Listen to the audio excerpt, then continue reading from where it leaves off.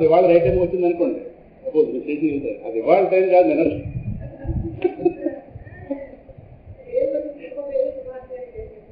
భౌతిక బెంగళూరు ఎక్స్ప్రెస్ స్టేషన్కి వెళ్తే ఉంది అనుకోండి, మీరు అన్ని ఎక్కకూడదు, ఏమంటే నిన్నడదా ఇవాళ అని అడగాలి. నిన్నది ఇవాళ వస్తుంది, రెండు కలిసిపోతుంటాయి పక్క పక్కన. అప్పుడు ఆ డేట్ చూపించుకుని ఇవాళ నిన్నదా ఎక్కడ మనం ఇది ఎక్కువ ఏమో ఆ గట్లో ఆల్రెడీ ఒకటి ఉంటాడు, క్యాహే అంటాడు. క్యాహే అయితే అది వాడితే మందగాలు దక్కుతుంది, మంద వస్తుంది, ఇంకో రోజు బయట మంద వస్తుంది. ఎక్కువ కూడా అలాగా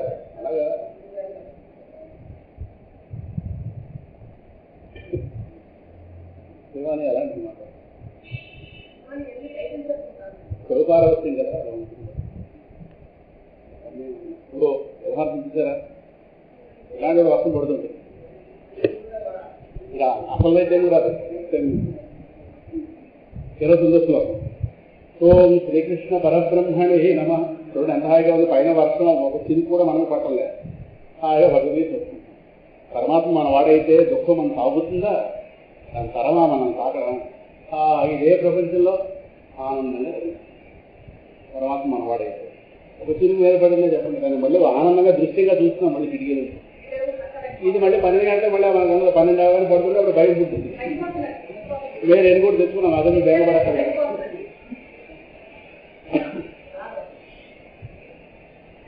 ఓం శ్రీకృష్ణ పరబ్రహ్మణే నమః. శ్రీమద్భగవద్గీత అథ షష్ఠోऽధ్యాయః ఆత్మసంయమయోగః. శ్రీభగవానువాచ. సర్వభూతస్థమాత్మానం సర్వభూతాని చాత్మని ఈక్షతే యోగయుక్తాత్మా సర్వత్ర సమదర్శనః. యో మాం పశ్యతి సర్వత్ర సర్వం చ మయి పశ్యతి సత్యాహం న ప్రణశ్యామి స చ మే న ప్రణశ్యతి. సర్వభూతస్థితం యో మాం భజత్యేకత్వమాస్థితః సర్వథా వర్తమానోపి స యోగి మయి వర్తతే. ఆత్మౌపమ్యేన సర్వత్ర సమం పశ్యతి యోర్జున. సుఖం వా యది వా దుఃఖం స యోగి పరమో మతః. అర్జున ఉవాచ. యోయం యోగస్త్వయా ప్రోక్తః సామ్యేన మధుసూదన. ఏతస్యాహం న పశ్యామి చంచలత్వాత్ స్థితిం స్థిరాం. చంచలం హి మనః కృష్ణ ప్రమాధి బలవదృఢం. సత్యాహం నిగ్రహం మన్యే వాయోరివ దుష్కరం. శ్రీభగవానువాచ. అసంశయం మహాబాహో మనో దుర్నిగ్రహం చలం. అభ్యాసేన తు కౌంతేయ వైరాగ్యేణ చ గృహ్యతే. అసంయతాత్మనా యోగః దుష్ప్రాప ఇతి మే మతిః. పశ్యాత్మనా తు యతత శక్యో వాప్తుముపాయతః. అర్జున ఉవాచ. అయతి శ్రద్ధయోపేతో యోగాత్ చలితమానసః అప్రాప్య యోగ సంసిద్ధిం కాం గతిం కృష్ణ గచ్చతి. కచ్చిన్నో భయ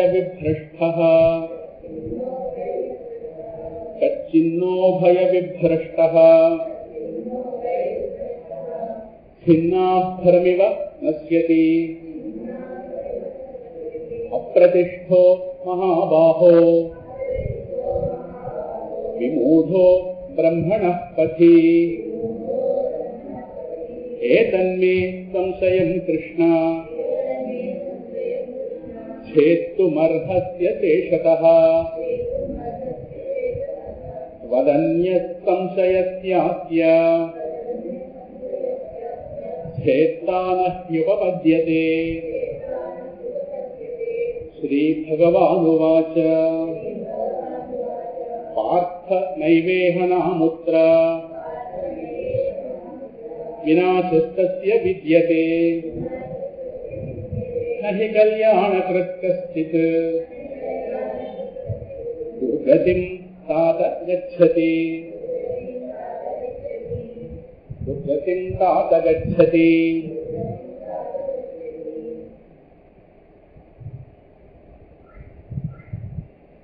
చూద్దాము.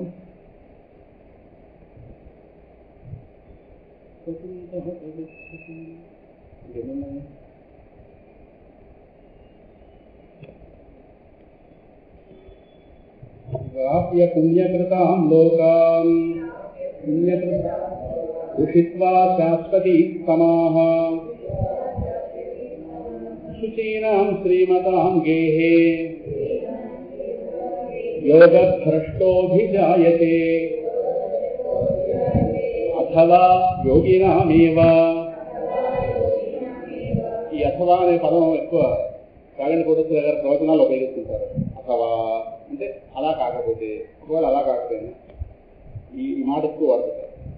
అంటే వ్యవహార భాషలోకి సంస్కృత పదాన్ని లాక్కొస్తారు. అథవా ఒకవేళ అలా కాకపోయినా అని అర్థం కాళింగ కోటేశ్వర గారు. అథవా యోగినామేవ కులే భవతి ధీమతాం ఏతద్ధి దుర్లభతరం లోకే జన్మ యదీదృశం తత్రతం బుద్ధి సంయోగం లభతే పౌర్వదైహికం యతతే తతో భూయః సంసిద్ధౌ కురునందన పూర్వాభ్యాసేన తేనైవ హ్రియతే హ్యవశోభితః జిజ్ఞాసురపి యోగస్య శబ్దబ్రహ్మాది వర్తతే. శబ్దబ్రహ్మాది వర్తతే.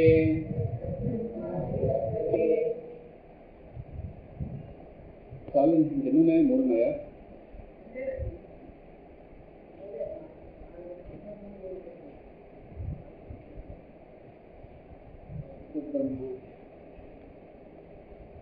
మూడు చివర్లో చూద్దాం.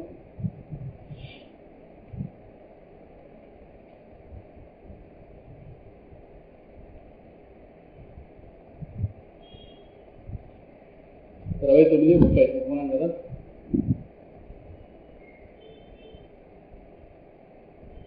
ఇరవై 8వ శ్లోకంలో యుంజన్నేవం సదాత్మానం యోగి విగతకల్మషః సుఖేన బ్రహ్మ సంస్పర్శం అత్యంతం సుఖమశ్యతే.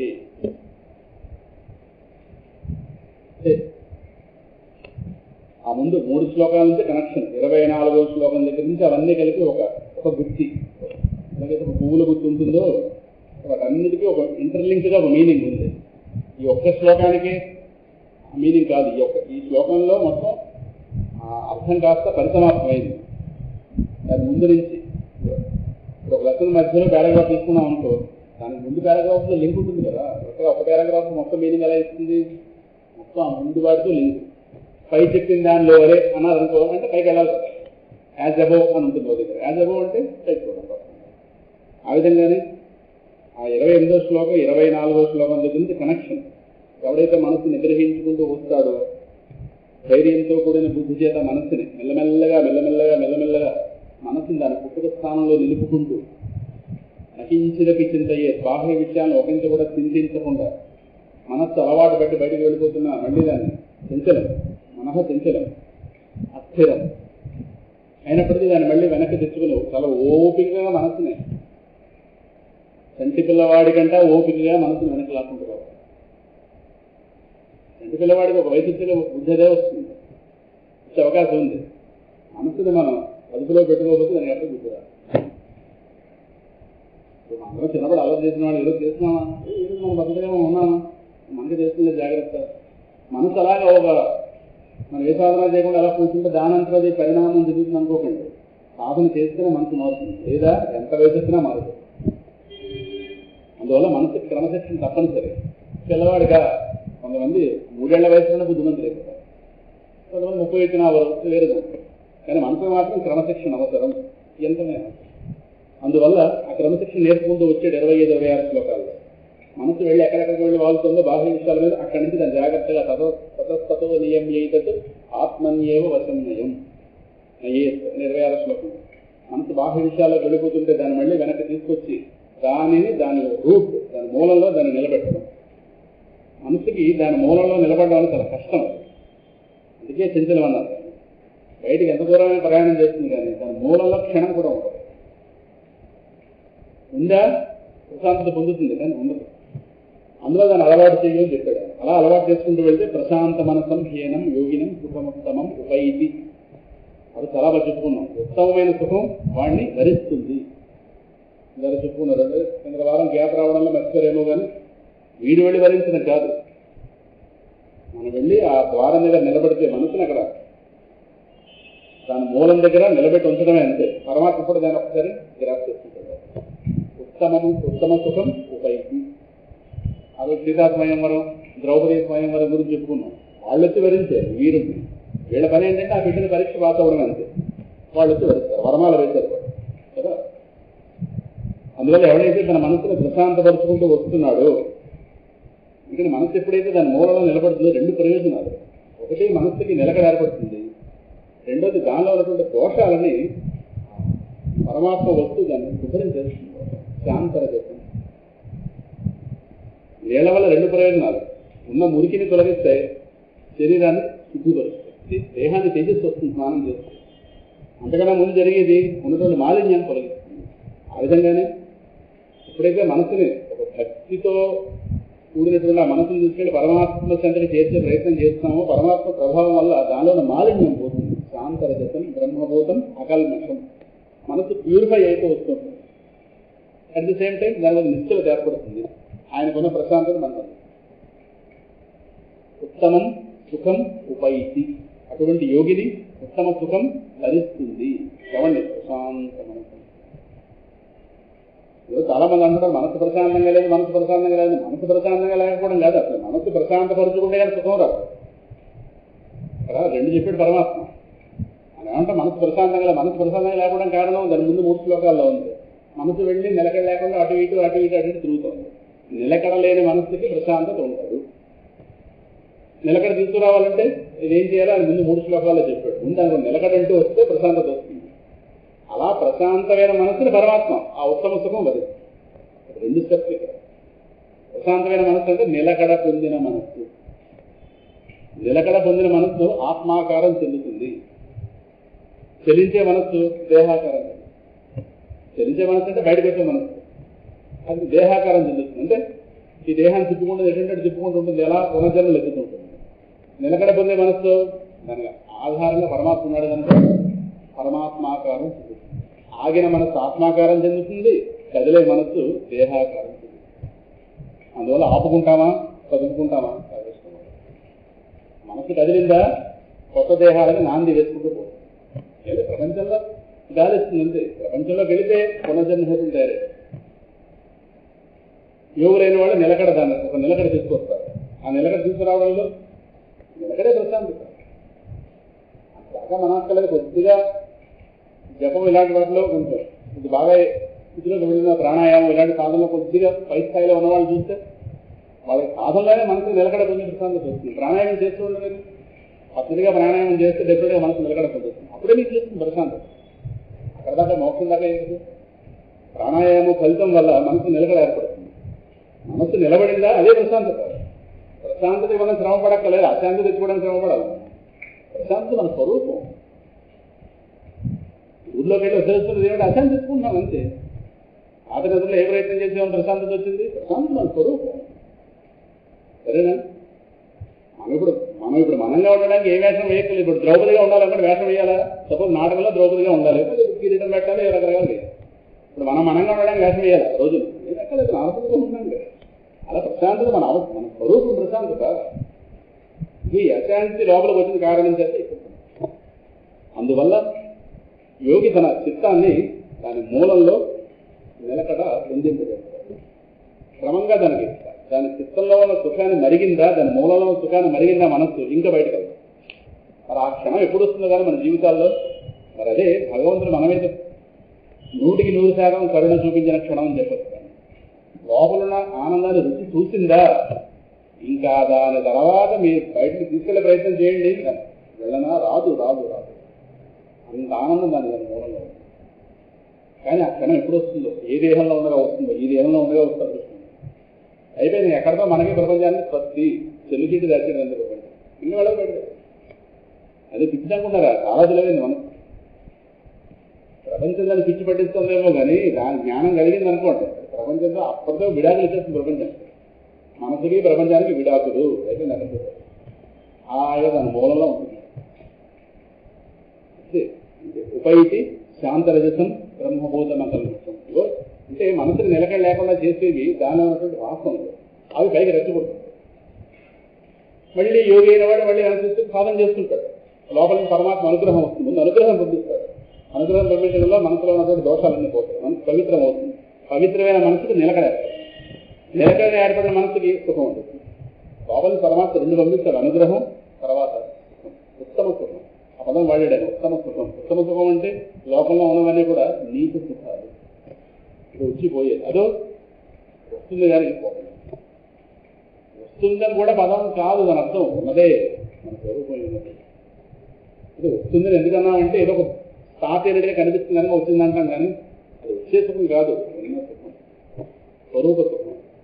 ఇవో వేటి మీద ఆధారపడితే వచ్చేవి.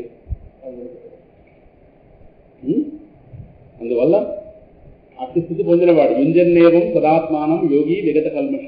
ఇక్కడి నుంచి ఒక టర్మ్ తీసుకున్నాడు పరమాత్మ. యుంజన్ ఏవం పైన చెప్పిన విధంగా యుంజన్ నిలబెట్టి సదా ఎల్లప్పుడూ కూడా ఆత్మానం, ఈ ప్రకారంగా మనసు ఎల్లప్పుడూ ఆత్మయందే. ఆత్మ అంటే ఏదో కాదు, మనసు యొక్క పుస్తక స్థానం అలా తీసుకున్న నిర్వచనం.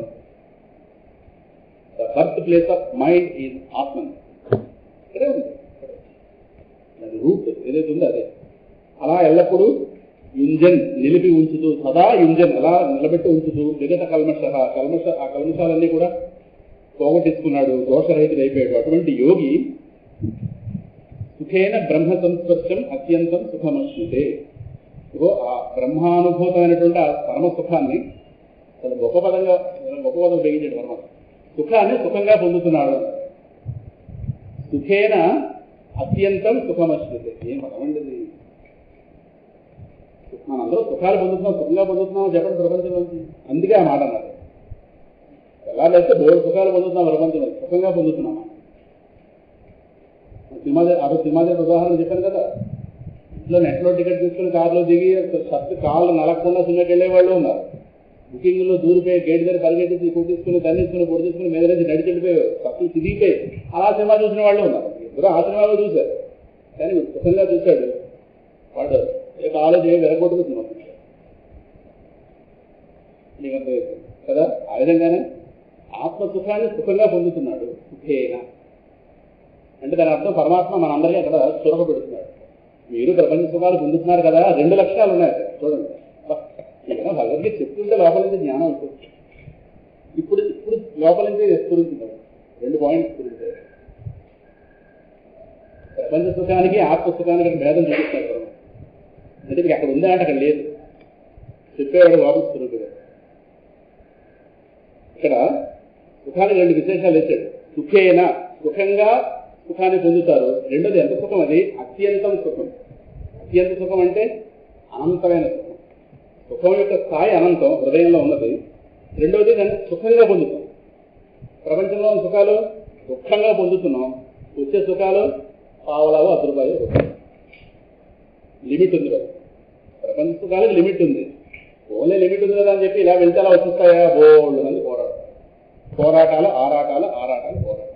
సంసారమే సంగ్రామం, సంసారమే సంగ్రామం, తెగిన ప్రేగు అనుబంధము, జీవులారాటము, జీవన పోరాటము. సంసారమే సంగ్రామం, సంసారమే సంగ్రామం, కలిసినదెవరో కలిపేదెవరో, కలిసినదెవరో కలిపేదెవరో, కలహాలను కనిపెట్టినదెవరో, కలిసినదెవరో కలిపేదెవరో, కలహాలను కనిపెట్టినదెవరో. బాగుంది, నెమ్మది కావాల్సిన తర్వాత వస్తుంది. కలిసినదెవరో కలిపేదెవరో, కలహాలను కనిపెట్టినదెవరో.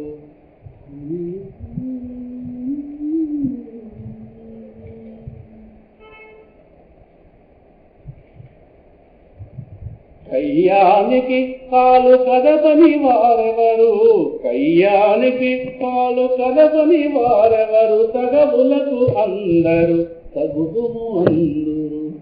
సంసారమే సంగ్రామం, సంసారమే సంగ్రామం. యుద్ధం ప్రతి దాని అలా ఒక చిన్న మాంసముకు పడితే 10 కాపులు వస్తుంది.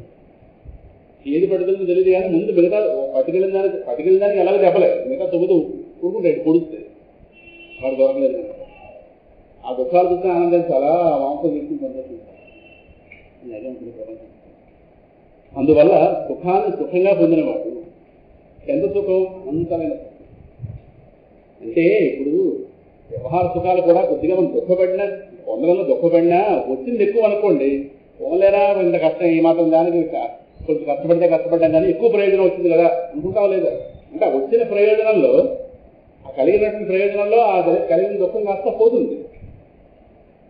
ఆ వచ్చింది ఈ మాత్రం, దానికేమో ఊరంత దుఃఖం, ఊరంత యుద్ధం చేస్తే వచ్చింది ఈ మాత్రం. ఇది వ్యవహార సుఖాలు. ఇక్కడ అనంతమైన సుఖం సుఖంగా పొందబడుతుంది. సుఖేన బ్రహ్మ సంస్పర్శం అత్యంతం సుఖం. వాడు తెలియనివాడా, మనం తెలియనివాడా? వాడి ఇంట్లో కూర్చుని పొందేస్తాడు వాడి దగ్గర. మనం ఆరాటాలు పోరాటాలు జీవితం అంతా ఆరాటాలు అని ఈ విధంగా ఆ అనంతమైన సుఖాన్ని పొందుతున్నాడు అని చెప్పడంలో, అనంతమైన సుఖం అని ఎప్పుడైతే అన్నామో లోపల అనంతమైన సుఖాన్ని ఇచ్చే వస్తువు ఎవరు? అనంతమైన. ఇప్పటిదాకా తన హృదయంలో ఉన్నటువంటి అనంతమైన వస్తువుతో అటాచ్ చేయడు. అది అక్కడ మాత్రమే ఉందా, ఎక్కడ లేదా? ఇంతగా నిండిపోయింది. అదే నెక్స్ట్ శ్లోకంలో అదంతగా వ్యాపించింది కదా. సర్వభూత స్థమాత్మానం సర్వభూతాని చాత్మని ఈక్షతే యోగయుక్తాత్మ సర్వత్ర సమదర్శన. ఏదైతే తన హృదయంలో ఇప్పుడు వాడికి తన మనస్సుకి అందిందో అనంతమైన సుఖాన్నిచ్చే అనంత వస్తువు, అనంత వస్తువు ఎక్కడుంది? ఇంతగా నిండి. మరి ఇంతకుముందు ఎందుకు కనిపించలేదు? ఇంతకుముందు నామరూపాలు అడ్డిస్తాయి. ఇప్పుడు వాడి నామరూపాలను ఛేదించుకుని దాని దగ్గరికి వెళ్ళాడు, దాని దర్శనం అయింది. దాని దర్శనం వాడి దగ్గర అయింది కనుక అంతరా వ్యాపించిన దాని యొక్క దర్శనం కూడా ఒక కంటిన్యూస్గా ఈ నామరూపాలు బ్రేక్ చేయలేదు. ఇదే పని కనుక వాడి దగ్గర వెతకడం మానేసి ప్రపంచంలో వెళ్ళి వెతికాడు అనుకోండి, నామరూపాలు పడ్డాయి. సరే, అంత నామరూపాలు అంత అవరోధం. అందువల్ల మన దగ్గరే ఎంక్వైరీ, మన దగ్గరే పరమాత్మను పట్టుకుని అప్పుడు ప్రపంచంలో వెళితే ప్రపంచం అంతా మనం చేయము. నామరూపాలే పెద్ద అవరోధం. ఇప్పుడు తన హృదయంలో ఉన్న వస్తువుని ఎక్కడెక్కడ చూస్తున్నాడు? సర్వభూత స్థమాత్మానం సర్వభూతాన్ని. పూర్వం నా మూర్ఖత్వం ఎలా ఉండేదంటే, మా ఇంట్లో నాదైనటువంటి అర్థంలో కనిపించే ప్రతిబింబమే నేను. శారద గారు అర్థం పట్టుకొస్తే ఈ అర్థం మీది కదా, నాది కాదు కదా, కాబట్టి అందరూ కనిపించేది నేను కాదు. ఇది నా మూర్ఖం. ఇదేమిటంటే బాబు, అర్థం ఎవరిదైనా సరే అందరూ కనిపించేది మీరే కదా, కాదు అర్థం మీది కదా, నాది కాదు కదా, కాబట్టి అందులో నేను కాదు. మా ఇంట్లో నాదైనటువంటి అర్థంలో ఉన్నవాడిని నేను. పూర్వం ఇది నా భావన. ఇప్పుడు 1,00,000 అర్థాలు పెడితే 1,00,000 అర్థాలు కూడా నేను. ఇంతవరకు వాడి దేహమాత్రుడుగా చూస్తున్నాడు. ఇప్పుడు ఆ అనంత వస్తువుతో ఎప్పుడైతే అటాచ్ అయిపోయాడు వాడిని వాడు ఎక్కడ చూసుకుంటున్నాడు, దేహాన్ని దాడి పడిపోయింది వాడి యొక్క చూపు. సర్వభూతత్వం ఆత్మ ఏం విజనండి, అంతటా తను చూసుకుంటున్నాడు, అంతటినీ తనలో చూసుకుంటున్నాడు, తనను అందరిలో చూసుకుంటున్నాడు, అందరినీ తనలో చూసుకుంటున్నాడు. సర్వభూతత్వం ఆత్మానం సర్వభూతాన్ని ఈక్షతే యోగయుక్తాత్మ. వాడి దృష్టి జ్ఞాన దృష్టి, ఒక పరిపూర్ణ దృష్టి, సర్వత్ర సమదర్శన. అది యోగం అంటే ఏదో ప్రారంభంలోనే ప్రాణాయామం అక్కడితో ఆపేయడం కాదు. యోగం అంటే భగవంతుడితో కలయిక. భగవంతుడు అంటే అనంత వస్తువుతో కలయిక. అనంత వస్తువుతో కలయిక అంటే ఇది ఎక్కడి దాకా వెళ్ళాలి, అంతటా తను చూసుకోవాలి. మామూలుగా ఉన్నప్పుడు ఈ దేహాన్ని ఎంత ప్రేమించుకుంటున్నామో జ్ఞానం కలిగితే ప్రపంచం మొత్తాన్ని ఆలింగనం చేసుకోవాలనిపిస్తుంది.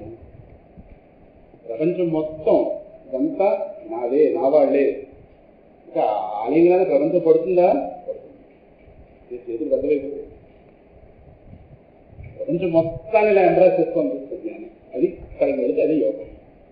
అది ఉత్తప్పుడు దేహాన్ని ఇలా పట్టు కూర్చుంటాం, అమ్మ అడగడమ్మా మేము అవకమ్మా మేము అవకం. ఇది ఉత్తప్పుడు. ఇందులో ఇద్దరు ముగ్గురు వెళ్తారు మహా అయితే, వాళ్ళు కూడా బరువు అయిపోతే ఇలా అయిపోతుంది. అమ్మ నువ్వేం అవకే. అది కాదు, వరల్డ్ మొత్తం ఏంటి శాస్త్రేది అది యోగ.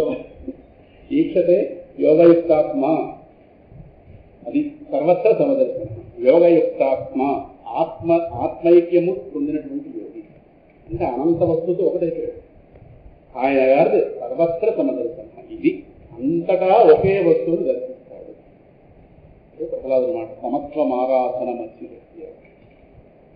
పరమాత్మ సమహ అని పేరుంది కదా, విష్ణు సహస్రనామాలు కూడా వస్తుంది సమహ. సమహ అంటే అంతటా సమానంగా ఉన్నవాడు. ఆ అంతటా సమానంగా ఉన్నవాడిని ఆరాధించడమే నిజమైన ఆరాధన విష్ణువుకి.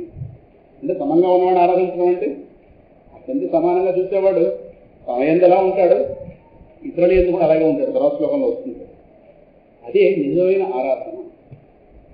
అంటే పువ్వులతో పూజించడం ఆరాధన, లేదంటే సమస్త ప్రాణికోటిని తన వలే చూసుకోవడం అనేది ఆరాధన అంటే ఇది ఆరాధన.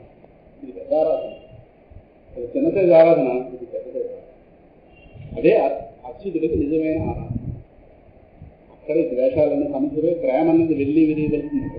తర్వాత శ్లోకంలో వ్యోమాహం పశ్యతి సర్వత్ర సర్వంచమై పశ్యతి. పరమాత్మ తన కోణంలో చెప్పుకుంటున్నాడు. ఎవడైతే నన్ను అంతటా చూస్తాడో అంతటి నాలో చూసుకుంటాడు. సత్యాహం నా ప్రణశ్యామి గతమైన ప్రణశ్యతి. అటువంటి వాడికి నేను కనబడకపోను, నాకు వాడు కనబడకపోను. ఇంకా వాళ్ళకి ఎదురుకుండా నిలబడతారన్న జనాలు. నేను కనబడకపోను అంటే వాడికి నేను స్వరూపంగా తెలుస్తాను. అంటే వాడు నన్ను వాళ్ళు చూసుకుంటాడు, నాలో వాడిని చూసుకుంటాడు. వాడికి నాకు అంతరం పోతుంది అని చెప్పడం. మా ఇద్దరికి అంతరం పోతుంది.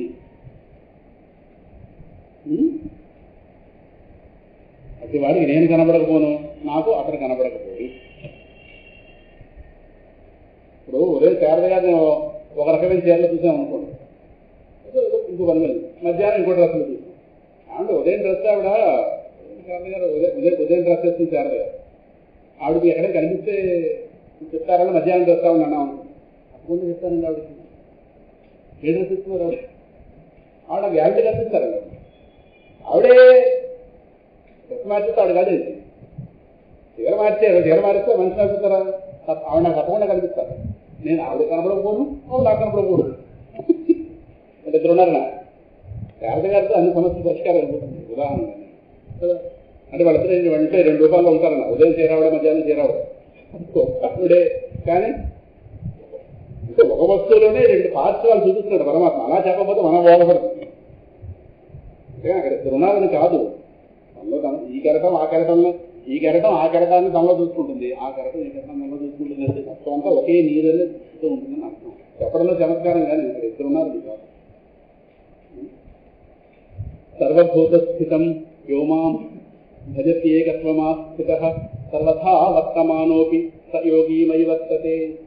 కొంచెం ప్రమాదకరమైన శ్లోకం, ప్రమాదకరమైనటువంటి లైన్ 3. ఇది అందరూ వాళ్ళకి అన్వయించుకుంటారు. సర్వభూత స్థితం వ్యోమాం భజతి ఏకత్వమాస్థిత. మొదటి 2 పాయింట్లు ఎవరు పట్టుకోరు, ఆ 3వది మాత్రం సర్వథా వర్తమానోపి, వాడు ఎలా ప్రవర్తించినా బాగుంది కదా, స్వేచ్ఛగా. చాలా మంది సూర్యం ప్రారంభోత్సవం గడిపోతు కూడా ఇప్పుడు కొంతసేపట్లో సర్వభూత ఏకత్వమాస్తిక, ఎవడు సమస్త భూతములందు ఉన్నటువంటి నన్ను అభేద బుద్ధి కలిగి భజిస్తున్నాడు. భజతి ఏకత్వం ఆస్తిక, సర్వభూత స్థితం. ఇక్కడ సర్వాన్ని ఇక్కడ పదం వాడారో ప్లూరల్, సెకండ్ లైన్లో ఏకత్వం సింగులర్. అంటే ఈ ప్లూరల్లో మొత్తం ఆ సింగులర్ ఏదో కొత్తగా చెప్పారు కదా, కలడం భోజి కలండు గాలి కలడ ఆకాశం మునని గుమ్మిని అన్ని మొత్తం అన్ని అవి మాత్రమే, కానీ కలడు కలడు కలడు కాలం మాత్రం మారు. కలడం భోజి కలండు గాలి కలడ ఆకాశం మునని కుంభినిన్ కలడ అగ్నిన్ దిశలన్ పవళ్ళ నిశలన్ ఖద్యోత చంద్రాత్మలన్ కలడ ఓంకారమునన్ త్రిమూర్తుల త్రిలింగ వ్యక్తులందంతడం గలడ తండ్రి కలడ ఈశుండు వెతకంగా నేల ఈ ఆ ఎడన్. పోతన గారు అన్నారు కదా, 7 మారి నదిలో ఇవి మారే, పంచభూతాలు మనస్సు ఇది త్రిమూర్తులు ఇవి మారే, కానీ కలడు కలడు కలడు కలడు అది మాత్రం. ఆ కలడే ఇక్కడ ఏకత్వం. గాలిలో ఉన్నాడు, సూర్యుడిలో ఉన్నాడు, నిప్పులో ఉన్నాడు, నీరులో ఉన్నాడు, ఆకాశంలో ఉన్నాడు, పంచభూతాల్లో ఉన్నాడు, ఓంకారంలో ఉన్నాడు, త్రిమూర్తుల్లో ఉన్నాడు అని ప్రహ్లాదు చెప్పిన ఉంది కదా. ఆ ఏకత్వం ఒక్కటిగా ఉన్నటువంటి వస్తువు ఏదైతే ఉందో, ఆ ఒక్కటిగా ఉన్న వస్తువు అది అభేదం. నామరూపాలు చూస్తే భేదం కొట్టు. ఎందుకంటే ఒక నామం ఉన్నట్టుగా ఒక నామం లేదు, ఒక రూపం ఉన్నట్టుగా ఒక రూపం లేదు. నామరూపాలు బట్టి భేద బుద్ధి, ఆధారంగా ఉన్న వస్తువు బట్టి అభేదం. అందువల్ల అద్వైతం అంటే చాలా మంది చెప్తున్నారు, అద్వైతం అంటే ద్వైతం లేకపోవడం కాదు, భేదం తీసుకోలేకపోవడం. జ్ఞానం కలిగిన తర్వాత కూడా ద్వైతం ఉంటుంది, ద్వైతం వేరు భేదం వేరు, జాగ్రత్త పట్టుకోండి. అద్వైతం అంటే ద్వైతం లేకపోవడం కాదు, భేదము లేకపోవడం. ద్వైతం ఉన్నా నష్టం లేదు, భేదం ఉంటే రెండు తింటారు. మనం ఇప్పుడు ఎలా ఉన్నామో, ఏ విధంగా అయితే వాళ్ళు వేరు వీళ్ళు వేరు వీళ్ళు వేరు దృష్టితో ఉన్నాము, జ్ఞాని కూడా ఆ విధంగానే ప్రవర్తిస్తారు. కానీ ఆయన గారు గోచరించేది, మనం గోచరించినది ఆ ఏకత్వం అనే వస్తుంది. మన అందరినీ వేరువేరుగానే చూస్తాడు, కానీ వేరువేరుగా చూసినా వీళ్ళందరూ ఒకే వస్తువు అనే స్పృహలో ఉంటుంది. కనుక మీ మాట మీతో మాట్లాడతాడు, ఆవిడ మాట ఆవిడ, మీ రహస్యాలు మీతోనే, ఆవిడ రహస్యాలు ఆవిడ. అద్వైతం అని చెప్పి ఆవిడ రహస్యాలు మీకు, మీ రహస్యాలు ఆవిడ చెప్పి గొడవ పెట్టే జ్ఞానం ఏమిటి? వ్యవహారంలో ఎలా మర్యాదలు ఉండాలో అలాగే ఉంటాయి. అర్థమైందా? అద్వైతం అంటే ద్వైతము లేనిది, ద్వితీయము లేనిది, అంటే రెండో వస్తువు లేనిది, అది అద్వైతం అంటే. ద్వైతం అంటే మోర్ దాన్ వన్, 3 వస్తువులు ఉన్నాయి. ద్వైతం ఉండవచ్చు, భేదం ఉండకూడదు. మట్టి పాత్రలు అనేక ఉన్నాయి, ద్వైతం ఒకటి వేరు, ఇది వేరు, అది వేరు, అది వేరు, కానీ మట్టి దృష్టితో ఇవన్నీ కూడా ఒకటే, అభేదం. వ్యవహారంలో మనం ఏ అవసరానికి ఏ పాత్ర అదే వాడుకుంటాం. మట్టి పాత్ర అన్ని అవసరాలకి ఒకటే వాడడం కదా. ఈ మాత్రం టీ పెట్టాలంటే ఆ మాత్రం కుండ పెడతాము పొయ్యి మీద, ఆ మాత్రం కుండ పెడతాం. ఆ మాత్రం టీ పెట్టాలంటే, అంత అన్నం వండాలంటే ఈ మాత్రం కుండ పెట్టాలి. వ్యవహారంలో దాని యొక్క పాత్ర, దాని అవసరం ఏదో దానే వాడతాం. సో ఆయా విధాలుగా అందులో తేడా కనిపిస్తుందని చెప్పి అవన్నీ వేరంటామా? మట్టి దృష్ట్యా అవన్నీ కూడా అభేదం. కానీ నామరూపాలు పెట్టి మాత్రం వేరు. ఇది కుండ, ముంతా మూకుడు బాలలు కుండలు నామరూపాల పోకడలే. ముంతా మూకుడు బాలలు కుండలు నామరూపాల పోకడలే. మట్టి పాత్రలకు మన్నే అండ, మట్టి పాత్రలకు మన్నే అండ, జగమంతటికి నీవే నిండ. ఎన్నో ఎన్నో రూపాలు అన్నీ ఆరే దీపాలు, మారని రూపం ఆరని దీపం, భువిలో దివిలో నీవే సకలం. ఈ నామరూపాలు పోతాయి కదా. మట్టి పాత్ర ఎంతసేపు ఉంటుంది? మట్టి పాత్రగా ఉండదేమో కానీ మట్టిగా ఉంటుంది. మట్టిగా అది శాశ్వతం, పాత్రగా అందుకే అన్నీ ఆరే దీపాలు. ఎన్నో రూపాలు, అన్నీ ఆరే దీపాలు. మారని రూపం ఆరని దీపం, భూమిలో దివిలో నీవే సకలం. అయిందా? అది ఏకత్వం. ఏకంగా ఉండవచ్చు. దాని దృష్ట్యా మనందరం కూడా అభేదం. వ్యవహారంలో భేదం ఉన్నది అదేంటో అంటే అభేద వస్తు దృష్టి లేదనుకోండి, భేదం లేకపోతే భేదం సమస్య. ద్వైతం ఉండదు కానీ భేదం ఉండదు. ద్వైతం అంటే వ్యవహారం చేస్తే ద్వైతం ఉంటుంది. వాళ్ళు క్లాస్ అయిన తర్వాత శివాని వాడు ఇంటికి శివాని వెళ్ళాలి కానీ అంతా ఒకటని చెప్పి నేను వెళ్తే ఎలా కుదురుతుంది? నేను వెళ్ళకూడదు. వాళ్ళ అమ్మాయిగా తనే వెళ్ళాలి, మా ఇంటికి నేను వెళ్ళాలి. ఒకరింటి మారిపోయాం అనుకోండి, ఏమన్నా ఇక అర్థమైతే చెప్తున్నారండి, ఎవరండి వెళ్ళిపోతుంది. అయితే నీకు అన్నమే పెట్టకని గడ్డి అయినా పెట్టేస్తారు ఇంట్లో తినేస్తామా? కుదరదుగా. ఎవరింటికి వాళ్ళు వెళ్ళాలి. మర్యాదలే లోకంలో ఉన్నాయి కదా. కుటుంబం, వ్యవస్థ, ఏదో సంబంధాలు ఎన్ని ఉన్నాయిగా. అందువల్ల అద్వైతం అంటే వెర్రి వికారం కాదు. అద్వైతం అంటే ఆధారంగా ఉన్న అభేద వస్తు జ్ఞానం. అది ఉందనుకోండి, నా వల్లే తోటి వాళ్ళు తీసుకుంటాను. అద్వైతం అంటే చాలా మంది వెర్రి వికారం అనుకుంటారు. అద్వైతులు వస్తారు, ముంతా మూగుడు దాచుకోండి పట్టుకుపోతారేమో. ఎందుకంటే వాళ్ళకంతా ఒకటే. అదే అద్వైత జ్ఞానం ఉన్నాడు, దిగ్బాల ముందు కావాలా? ఏం చేసుకుంటాడు వాడు? బంగారం పోసినాడు అంటే వేదాంతాన్ని ఇలాగా ఈది గీడ్చితే సరిగా పోలవచ్చు. వాడు ఏం చేసుకుంటాడు? అనంత వస్తు జ్ఞానం ఉన్నవాడికి ఏమంటే చెప్పగలరా? ఏం చేసుకుంటా చెప్పని దీని పని వస్తుంది కూడా పోలేదు కొట్టుకుంటాను. ఏమిటి చూసి మురుచుకోవాలి ప్రపంచాన్ని? సామెత అద్వైతులు వస్తున్నారు, ముంతా మూగుడు దాచుకోండి, ముంతా చెంబు దాచుకోండి పట్టుకుపోతారు వాళ్ళు. వాళ్ళంతా ఒకటే వాళ్ళు సంచిలో పడుచుకుంటూ ఉంటారు. సంచిలో పడుచుకున్నాడు అద్వైతం అవుతాడు, దొంగ అవుతాడు. అందువల్ల ద్వైతం ఉన్నంత మాత్రంలో భేదం ఉన్నట్టు కాదు. భేదం ఉంటే ద్వైతం ఉన్నది. పడుకున్నారా? ద్వైతం ఉన్నంత మాత్రంలో భేదం ఉన్నట్టు కాదు. మట్టి పాత్రలో ఒక దానికంటే మరొకటి వేరు. ద్వైతం ఉంది అక్కడ, అనేకత్వం కనిపిస్తుంది కానీ భేదం లేదు. మట్టిలో కానీ భేదం ఉందా అంటే ద్వైతం మాత్రం ఉంది. బంగారం వేరు, మట్టి వేరు కనిపిస్తున్నాయి కదా. మట్టి వేరు, రాయి వేరు రూపాన్ని కనిపిస్తున్నాయి కదా. సో భేదం కనిపిస్తుంది. భేదం ఉందంటే ద్వైతం ఉన్నట్టు. అందువల్ల అద్వైతం అంటే ద్వైతము లేని స్థితి కాదు, భేదము లేని స్థితి, అభేద సిద్ధాంతం. లోకంలో మర్యాద కనుక సమస్త భూతంలో ఉన్నటువంటి నన్ను అభేద దృష్టి అంటే సర్వత్ర ఒకే పరమాత్మ అనే భావము కలిగి సేవిస్తున్నాడు. అటువంటి యోగి ఏ విధంగా ప్రవర్తించినా అంటే పిచ్చి పిచ్చిగా ప్రవర్తిస్తారని కాదు. వాళ్ళు ఏకాంతంలో సమాధినిష్టలో ఉన్నా, లేదు బాహ్యంలోకి వచ్చి వ్యవహారంలో ఉద్యోగాలు చేసుకోవచ్చు, వ్యాపారాలు చేసుకోవచ్చు, రకరకాల మనతో పాటు ప్రసిద్ధిలో తిరుగుతున్నా వాడి లోపల అభేద వస్తు జ్ఞానం పడుతుంది. వాడు ఏం చేస్తున్నా వాడు నాయందున్నవాడు. అంటే బ్రహ్మజ్ఞానం కలగగానే 3 చదువుకుని రమణాచార్యులు కూర్చోవాలని సిద్ధాంతం మనం పెట్టుకోకర్లేదు. అది దేహ ప్రారంభమే ఆధారపడి ఉంటుంది. ఎంతో మంది ఆత్మజ్ఞానం కలిగిన వాళ్ళు ఉద్యోగాలు చేసిన వాళ్ళు, కుటుంబాలు నడుపుకున్న వాళ్ళు చాలా మంది ఉన్నారు. కొంతమంది అలా కాషాయ ఎంబర్దారుల కింద అలా ఉన్నవాళ్ళు అలా ఉన్నారు. అందువల్ల జ్ఞాని పలానా విధానంగా ఉంటాడని మనం నిర్దేశించడానికి లేదు. వాడి కుటుంబ వ్యవస్థలో ఉన్నా, లేదు సన్యాసి వ్యవస్థలో ఉన్న దాని అర్థం అది సర్వథా వర్తమానం. వాడు ఏవేవి చేస్తున్నా వాడు నాయంగా ఉన్నవాడు. అలాగనే వాడు ఏదో కాని పని చేస్తాడు ఇలా సొసైటీలో కాని పని వాడు చేయడు, అదే చేస్తాడు కాని పని.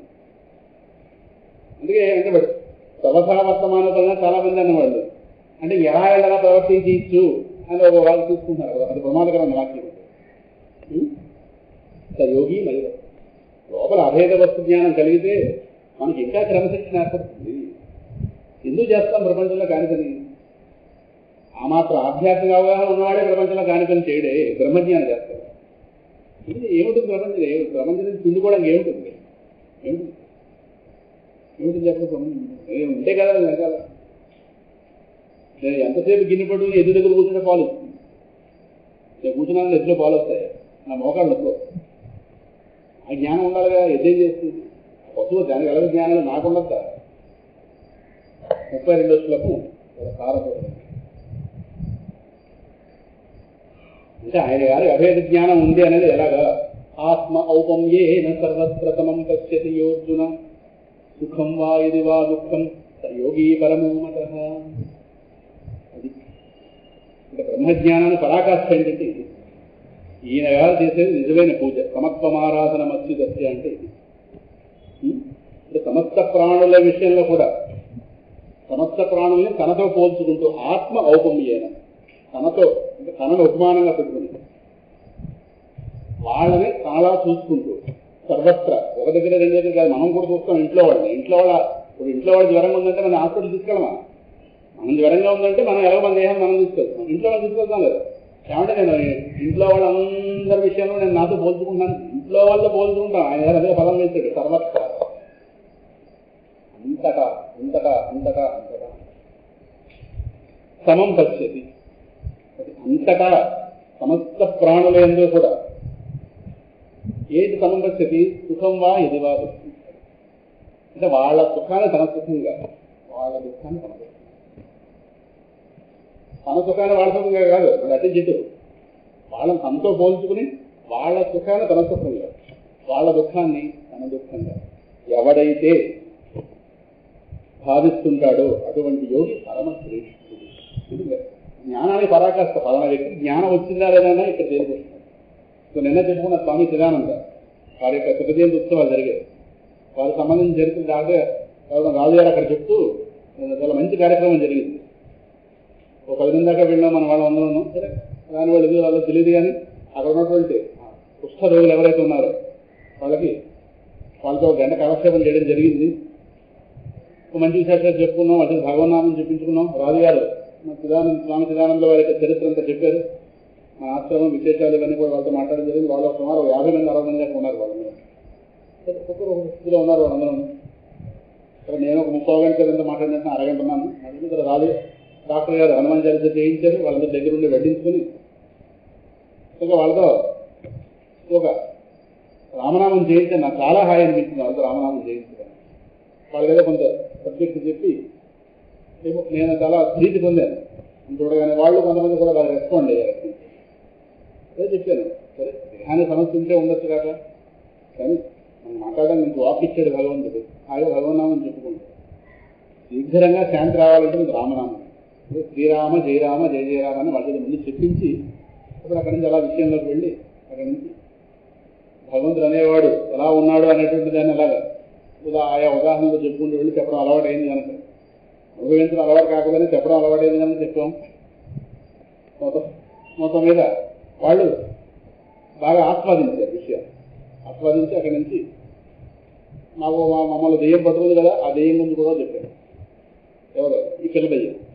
ఈ పిల్లదయ్యం కూడా అక్కడ సమ్మోడు ఎక్కడ పోయినా అక్కడ ఆల్రెడీ సింహాద్రి ఫోటో ఉంది, ఇది చెప్పారు. సరే నేను నిలబడి ఎక్కడైతే చెప్తున్నానో వాళ్ళు నిలబడి చెప్పాను, అక్కడ కూర్చున్నాను. పక్కన స్తంభం ఉంటుంది అంతే కదా, అక్కడ అంటే స్తంభం. ఆ స్తంభం చూడగానే అది గుర్తొచ్చింది.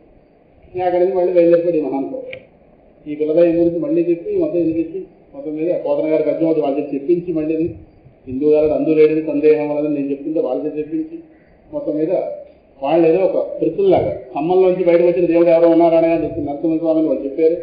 అలాగేదో సరదాగా నడిచింది ఈ కార్యక్రమం. కాదు బాగుంది కాదు, ఆస్వాదించాం. అదే చారిటీ. చారిటీ అంటే సేవ అని అర్థం. ఇది సేవను ఇక్కడి నుంచి బయలుదేరింది. ఎందుకంటే స్వామి చిదానంద గురించి చెప్తూ ఆయన ఇలాంటి కుష్ఠరోగులకు అనేక మంది సేవ చేశారు. అవన్నీ చూసే స్వామి శివానంద తన తర్వాత పరంపరగా ఆయన్ని దానికి పెట్టారు. 45 ఏళ్ల పాటు అవిచ్ఛిన్నంగా ఏషియన్ యోగి అనే బిరుదు కూడా ఆయనకు వచ్చింది.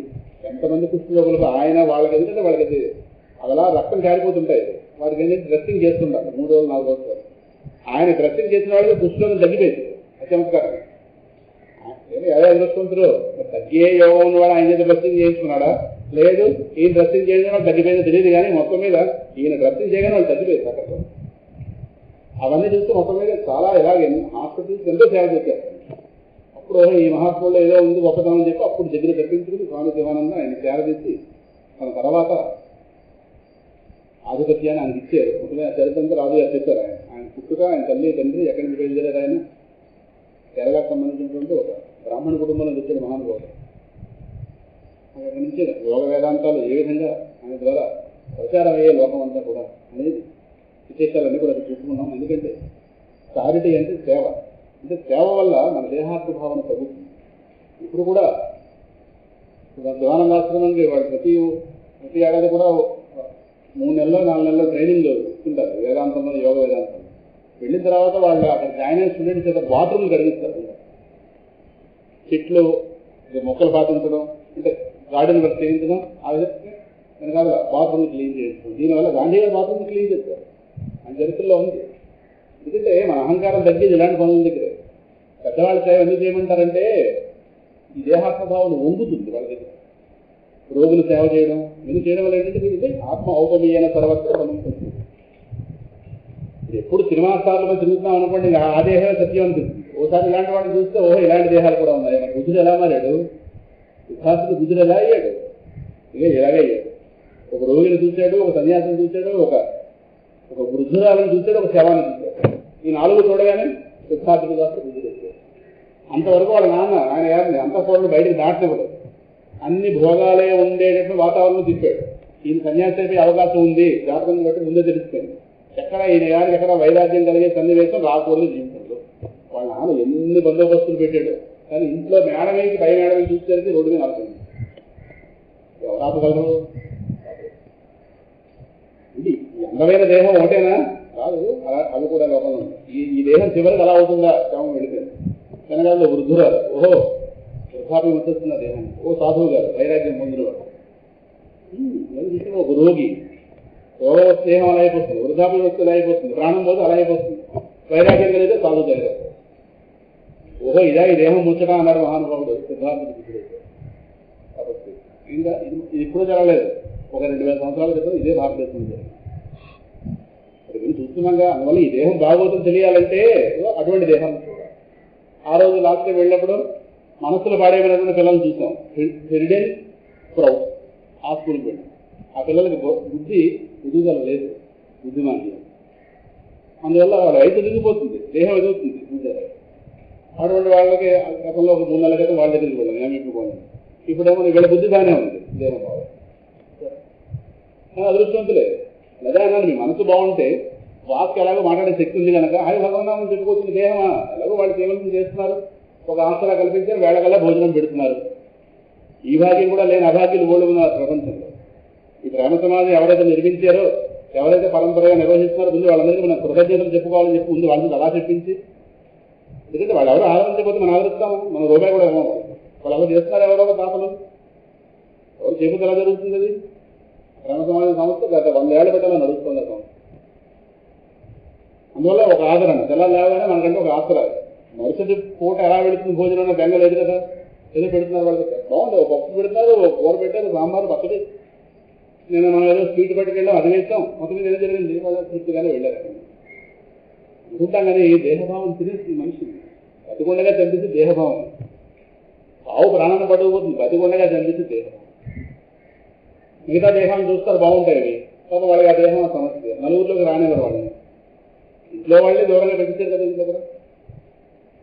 ఏదో ఒక సంఘ బహిష్కరణలా కనిపిస్తుంది వాళ్ళకి. అది పాపం పెట్టుకోగలదా మనసు? వ్యవస్థ శాంతి వాళ్ళకి తిండి పెట్టేస్తే అయిపోతుందా?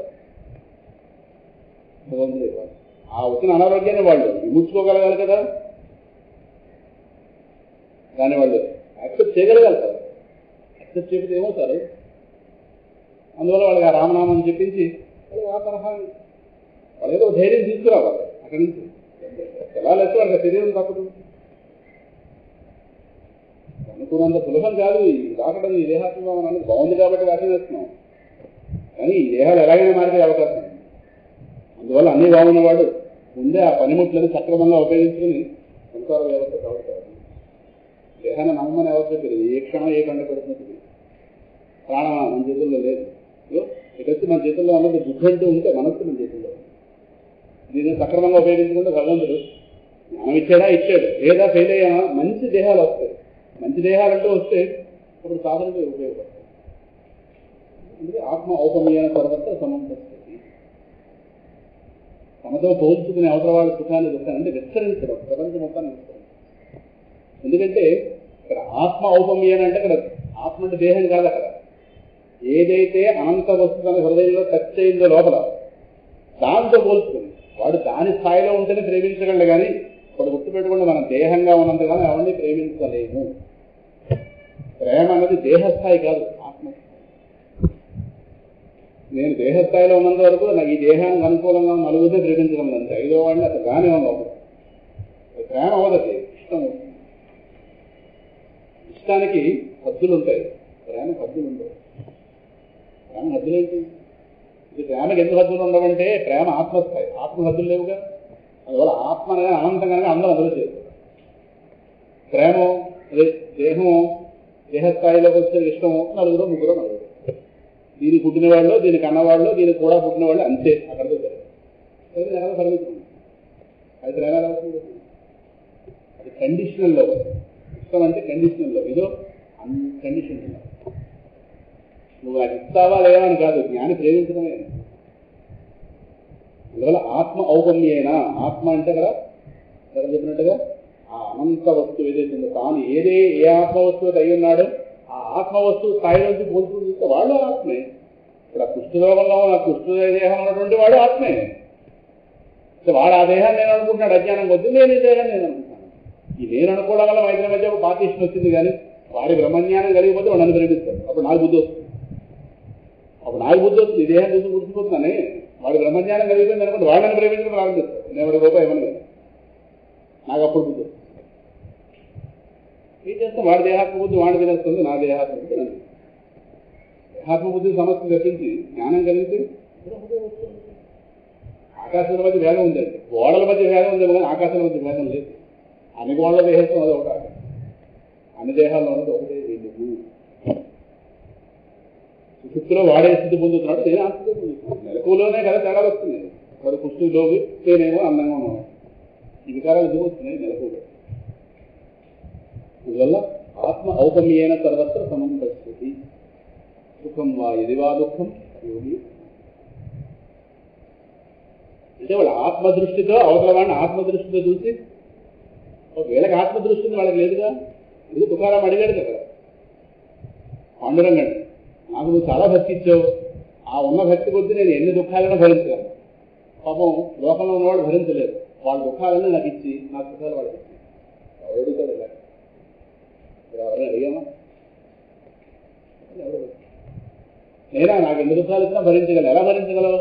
నాకు పాండురంగా నీ ఎందుకు భక్తి ఇచ్చేవాళ్ళు, ఆ భక్తిలో అన్నీ కొట్టుకుపోతాయి. పెద్ద ప్రవాహం వస్తే ఆకులు రాళ్ళు రప్పలు కొట్టుకుపోవా ఉండుతుందే అవన్నీ. అంటే ఎంత భక్తిలో ఉన్నాడు పాండురంగం, భక్తిలో ఉన్నాడో దుకారం అని మనం భక్తిలో దుకారాన్ని కొట్టుకుంటాం. వాళ్ళు మంచి వాళ్ళకి నీ భక్తేనే ఇవ్వు, లేదంటే వాళ్ళ దుఃఖాలు నాకనే,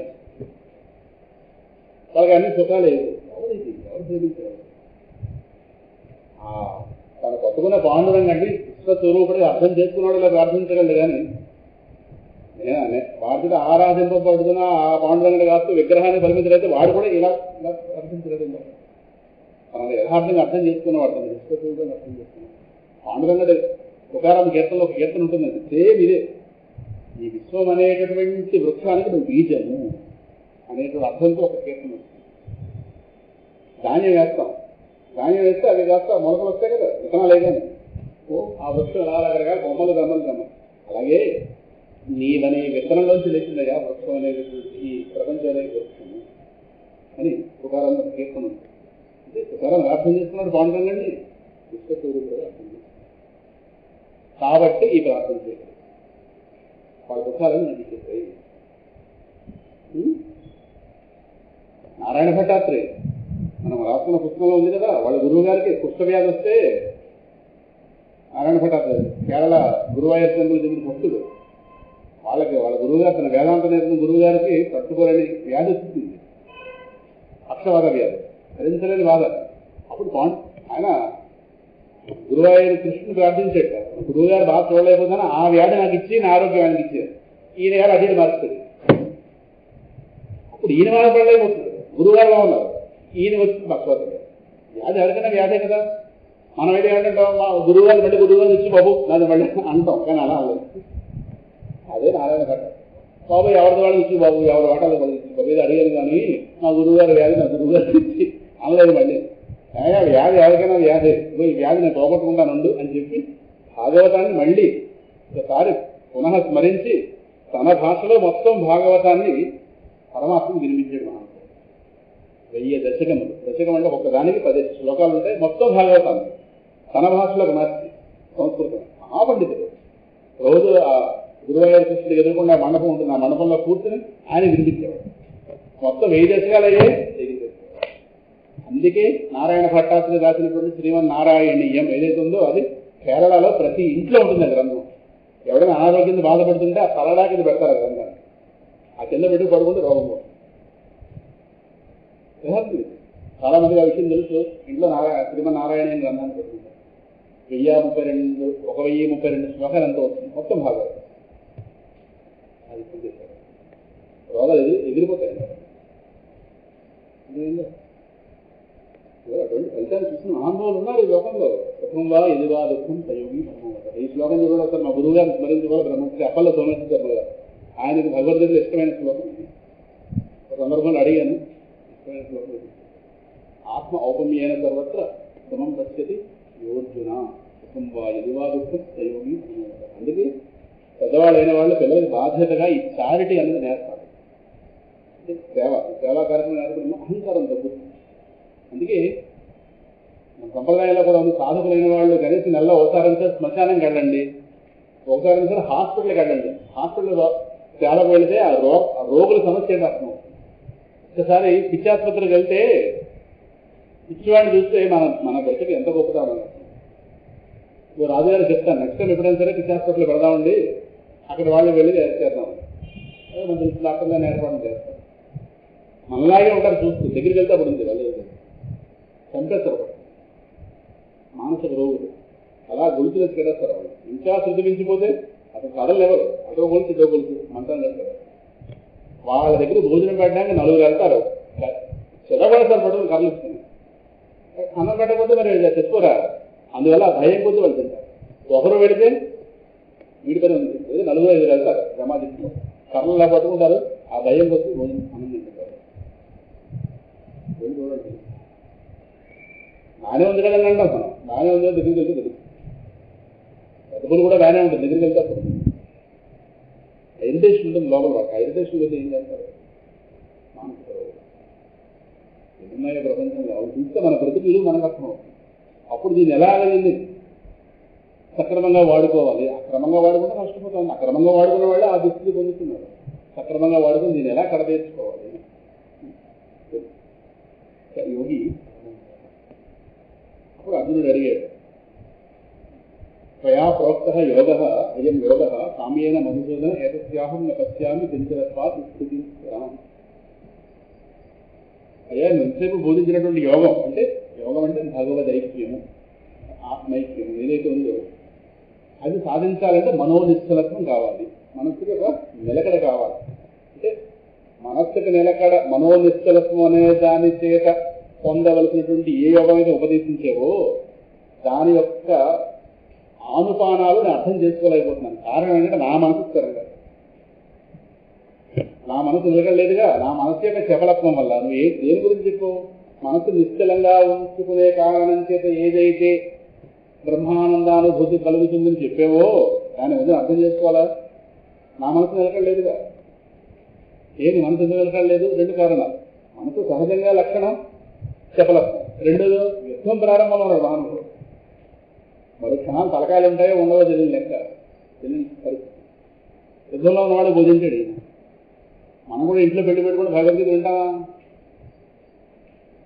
ప్రయాణానికి సిద్ధంగా ఉన్న డాక్టర్ గారి చేత మందు రాయించుకోకూడదు. డాక్టర్ గారు ప్రయాణం సిద్ధంగా ఉన్నాడు. డాక్టర్ గారు 2 రోగం వచ్చిందంటే వాడు ఓదానికి ఇంకో మందు రాయాలి.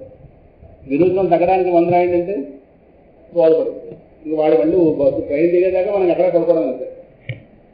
ఏంటంటే నా మందు రాయించారు. అందుకే ప్రయాణానికి సిద్ధంగా ఉన్న డాక్టర్ గారి చేత మందు అడగకూడదు. ఎందుకంటే వాడు బుద్ధి ఇంకో దగ్గర వాడు ఎలకడగా సీట్లో కూర్చున్నాడు మందు అడగాలి, కానీ ఆడితే పనిలో ఉన్నాడు మన మందు అడగడం ఏంటి? మనమే ఇంట్లో పెళ్లి వ్యవహారం అడగలో ఉన్నప్పుడు మీరు మనోనిష్ఠత పొందండి. శారద గారిని లాగబెట్టాడు. ఇంట్లో పెళ్లి పెట్టుకుని మనోనిష్ఠత అప్పుడు వచ్చేస్తున్నారు, బయలుదేరిపోయారు మౌపెళ్ళి గారు. నీకు బుద్ధి ఉందా లేదని మరి ఆదివారం ఇక్కడ రా, మరి ఇంటికి సిద్ధం అయ్యా అక్కడండి ఇదేం చెప్పాడు. మనోనిష్ఠత్వం చేత సిద్ధింపదగినటువంటి ఏ యోగం అయితే ఉపదేశించేవో దాని యొక్క ఆనుపానాలు, అంటే దాని యొక్క విలువ ఏమిటని అర్థం చేసుకోలేకపోతే నా మనసు చంచలంగా అని చెప్పి, చంచలం హి మనః కృష్ణ ప్రమాసి బలవత్ దృఢం సత్యాహం నిగ్రహం మన్యే వాయోరివ పురస్కరం. నీకు తెలియదు కృష్ణ, మనసు చాలా చంచలమైంది. చంచలం అంటే ఓ దేవ స్థిరంగా ఉంది.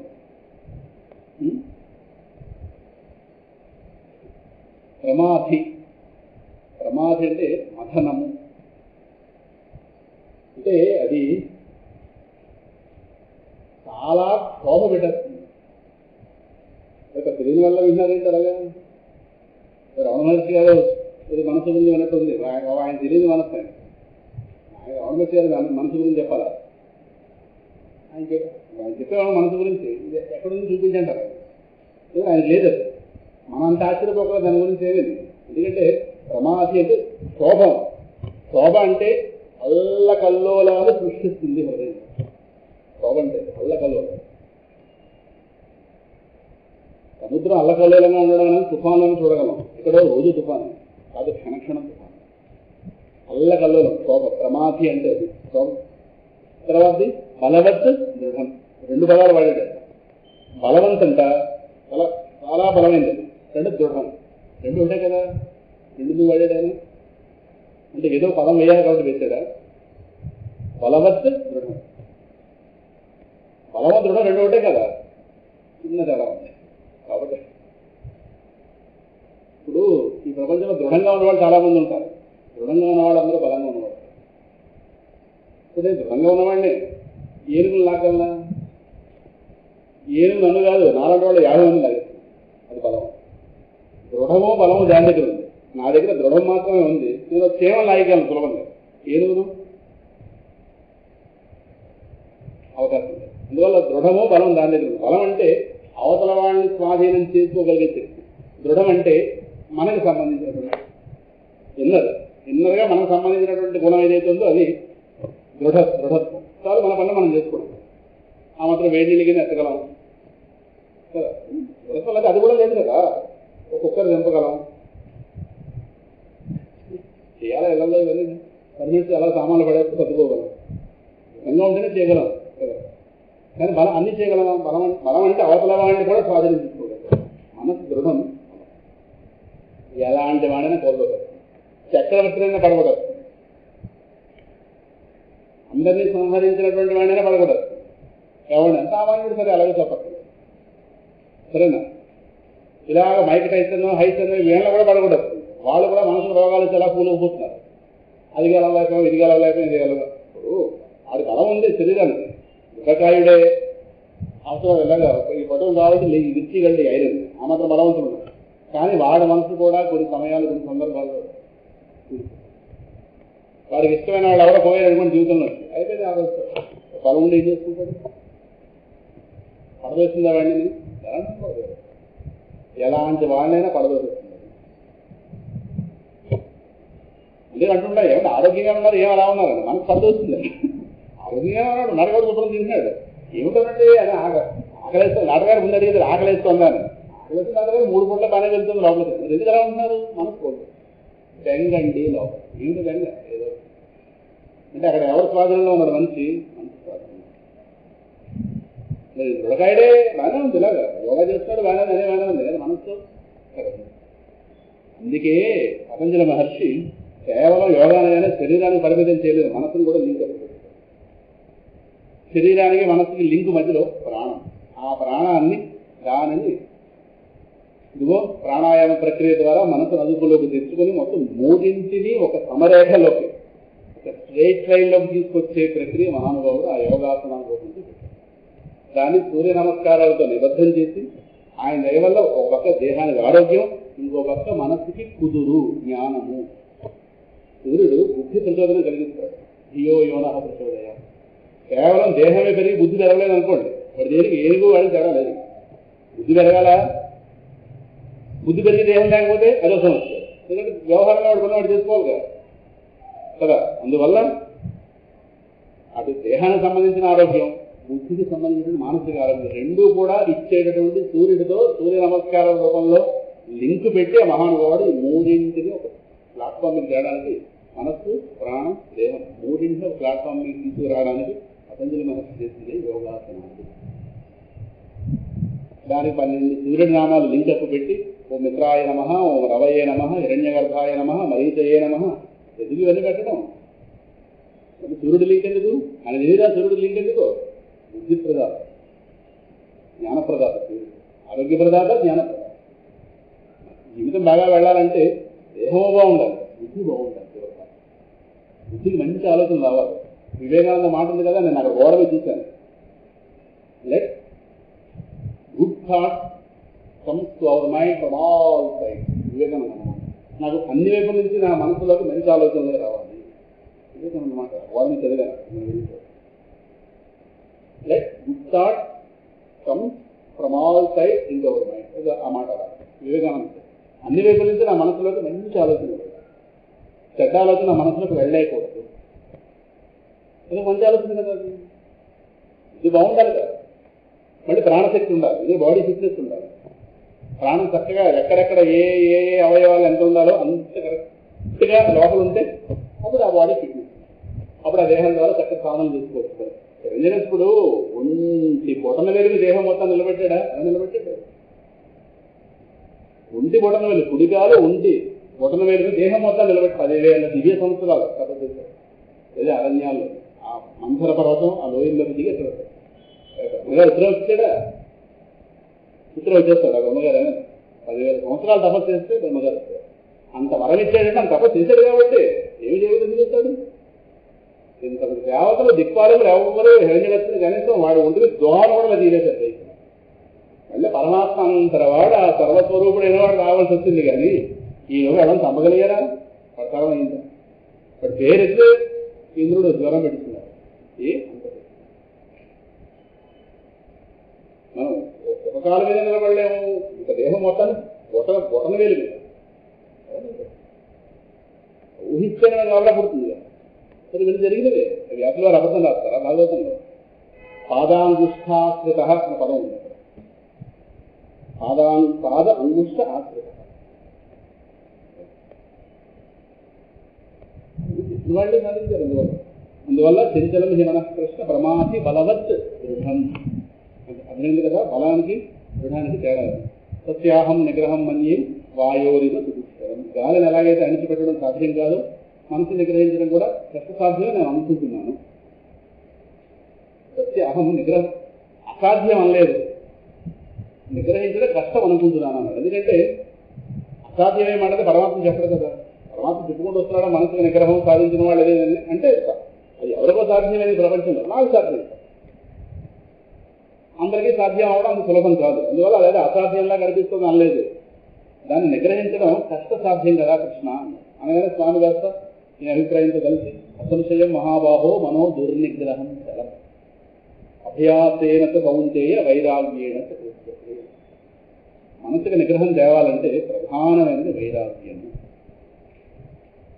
వైరాగ్యమే అంత ఏనుక్కి అంకుశం. అంత ఏనుక్కి శాసించేది ఎవరు? అంకుశం. అంకుశం ఎంత ఉంది? ఏను దేహంతో పోలిస్తే ఇలా ఇంతే ఉంటుంది అంతే. కానీ దీన్ని చూడగానే ఏను కాస్త కూర్చుంటుంది, లేస్తుంది, డ్యాన్స్ చేస్తుంది, స్కూల్ ఎక్కుతుంది, చేస్తున్నానే. అలాగే ఈ మనసుకు నిగ్రహం తీసుకురావాల్సింది వైరాగ్యం.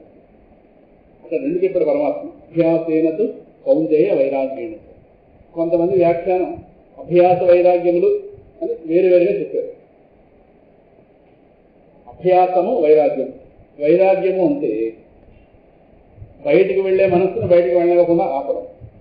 అభ్యాసం అంటే ఆగున్న మనస్సుని అంతర్ముఖం చేస్తే బయటికి వెళ్ళిందని బయటికి వెళ్ళకుండా ఆపడం వైరాగ్యం. ఆగిన దాన్ని లోపల తీసుకెళ్ళడం ఏదైతే ఉందో అది అభ్యాసం అని రెండుగా చెప్పారు. కానీ నాకు అలా చెప్పడం ఇష్టం. ఆ రెండు కలిసి ఒకటే. వైరాగ్యాన్ని అభ్యసించు, వైరాగ్యాన్ని అభ్యసించు. అభ్యాసేన కౌంతేయ వైరాగ్యేణ కృతి అంటే వైరాగ్యాభ్యాసము. వైరాగ్యాన్ని అభ్యసించే కారణం. వైరాగ్యాన్ని అభ్యసించి మనసుని వెలిగితే హాయిగా పరమాత్మకి దాన్ని వరించుకుంటాడు. మనం మళ్ళీ అంతర్ముఖం చేయగలం. అంతర్ముఖం మనం ఎక్కడ చేస్తాం? మనం నిలబడితే చాలు. ఇందాక చెప్పాడు కదా, ఉత్తమం సుఖం ఉపైతి. వెళ్ళి వాళ్ళ ద్వారం దగ్గర నిలబడితే హృదయ ద్వారం దగ్గర పరమాత్మ ఏ క్షణమో తలుపుతూ లోపల. మనం కిందసారి ఒకటి చెప్పుకున్నాం 2 వారాల క్రితం. కఠోపనిషత్తులో ఒక మంత్రానికి రామానుజుల వారు భాష్యం, శంకర భాష్యం. యమే వైష బృణుతే తేన లక్ష్య. జాతి గారు నాగర జ్ఞాపకం ఉంటుంది. యమే వైష బృణుతే తేన లక్ష్యం అంటే నీకున్న పనే ఉంది ఏదో అన్నారు. నీకున్న పనే ఉంది. యమే వైష బృణుతే తేన లక్ష్యం. అక్కడ వాళ్ళిద్దరు కూడా విరుద్ధ భాష్యాలు చెప్పారు. ఆచార్యుల వారు ఏం చెప్పారు, భగవద్ రామానుజులు ఏం చెప్పారు చెప్పుకున్నాం కదా. ఎవరైతే ఆత్మను ఎన్నుకుంటారో ఆత్మ వాళ్ళని వరిస్తుంది భగవంతుడు. ఎవరైతే భగవంతుడు ఎన్నుకుంటాడో భగవంతుడు వాళ్ళని వరిస్తాడు అని ఆచార్యుల వారి భాష. భగవద్ రామానుజు గారు చెప్పింది, భగవంతుడు ఎవరిని ఎన్నుకుంటాడో వాళ్ళకే దర్శనమిస్తాడు, వాళ్ళనే వరిస్తాడు. ఈ రెండింటి భేదం చెప్తున్నాం. మళ్ళీ మీరు వెళ్ళిన కానీ అందులోకి, ఎందుకంటే మళ్ళీ వెళ్ళినా వేస్ట్, వచ్చే వారం మీకు ఎలా ఉండదు కదా. అలాగే వచ్చే 2 వారాలు సెలవు, 2, 9 2 వారాలు సెలవు కనుక మళ్ళీ లేదు అవదు. సత్యవార ప్రోగ్రాం సింహాచలంలో 11 విజయదశమి నాడే ప్రహ్లాద విగ్రహ ఆవిష్కరణ జరిగే అవకాశం 199% ఉంది. అందులో 11 విజయదశమి కనుక ఈ 2 సత్యవార్తలు చేయడం ద్వారా అది ఎక్కడ ఏ మండపం అయితే పెట్టబోతున్నారో ఆ మండపానికి సంబంధించినటువంటి అక్కడ కొన్ని దాని హంగులు దిద్దాలి. అందువల్ల 2 సత్యవార్తలు అక్కడ చేస్తే 2వ తారీఖు 9వ తారీఖు స్టీల్ ప్లాంట్ స్టాఫ్ వాళ్ళందరితో కూడి చేయడం కారణం చేస్తే వాళ్ళు యాక్టివ్గా ఉంటారు. 11వ తారీఖుకి మొత్తం మనం సైన్యం మొత్తం ప్రహ్లాద సైన్యం సిద్ధంగా ఉంటే ఆవిష్కరణకి హాయిగా నడుస్తుంది. అలాగే ఇక్కడ కార్యక్రమాలు ఉన్నాయి కనుక ఒక పక్క మళ్ళీ 2 పడవలు ప్రయాణం చేయలేం కనుక ఆ 2 సార్లు కూడా ఇక్కడ సత్యవారం చేద్దామని, లేదంటే 2వ తారీఖు త్రిపురాంతర స్వామి ఆలయంలో చేసి 9వ తారీఖుని మనం మెయిన్ టెంపుల్లో చేద్దాం. మొత్తం మీద ఏదో ఈ 2 రోజులు ఉండదు. మళ్ళీ 16వ తారీఖు ఆదివారం ఇక్కడ ఆదివారం క్లాసు 18 నుంచో 19 నుంచో మళ్ళీ నారద సత్సూత్రాలు నెంబర్ 2 పార్ట్ 2 సీరియల్ పార్ట్ 2 లాగా మళ్ళీ అక్కడ చెప్పుకున్నాం. అందువల్ల వైరాగ్యానికి సంబంధించిన అర్థం వైరాగ్యం పట్టించకపోతే మనసు ఆగదు.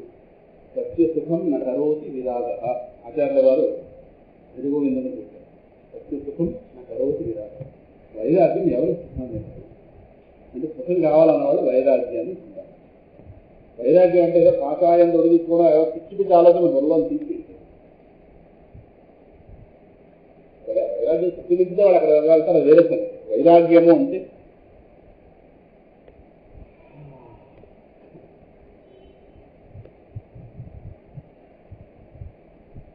అందరూ ఎండమావి తెలుసు కదా, ఇక్కడే ఉంది ఎండమావి తెలుసా. రాగము విరాగము. విరాగము అంటే రాగము లేని స్థితి, విగత రాగ విరాగ. విరాగస్య భావ వైరాగ్యం. ఆ విరాగస్థితే వైరాగ్యం. వైరాగ్యం అంటే రాగము లేని స్థితి. రాగం అంటే కోరిక, విరాగం అంటే కోరిక లేని స్థితి. ఈ 2 అర్థం చెప్పుకుంటూ సరిపోతుంది. సులభంగా చెప్పుకున్నాం మన భాషలో. ఎండమావ కనిపిస్తుంది, అందరికీ కనిపిస్తుంది, ఎదురుకుండా ఉంటుంది. వేరే ఎండమావని జ్ఞానం, అదే ఎండమావని జ్ఞానం ఉన్నవాళ్ళు మన దగ్గర ఉన్నారు. మన 10 రోజులు కూర్చున్నాం, పెద్ద సూర్యకిరణాలు 50 ప్రసరిస్తున్నాయి. అక్కడ నీళ్లు ఉన్నట్టు కనిపిస్తుంది. సుమారు 10 మందిలో 5-6 మంది దాహం వేసుకున్నారు. 4 దాహం లేదు కానీ మొత్తం మీద ఈ 5 ఆరాటపడుతున్నారు, నీళ్లు తీసుకుందాం. అందులో 2-3 జ్ఞానులు ఉన్నారు. అంటే ఆత్మజ్ఞానం కాదు, అది ఎండమావని జ్ఞానం ఉన్నవాడు కనుక వాళ్ళు చెప్తున్నారు, వీళ్ళలో అక్కడ నీళ్ళు ఉన్నాయా పరిగెడదాం, నీళ్ళ గ్లాస్ ఉందా, సీతా ఉందా, ఇంటి మొత్తం మీద రెండు తీసుకున్నారు. ఇంకా వీళ్ళు అన్నారు మిగతా 2-3 నిజం అక్కడ లేదు వీళ్ళు తెలుసుకుంటారు.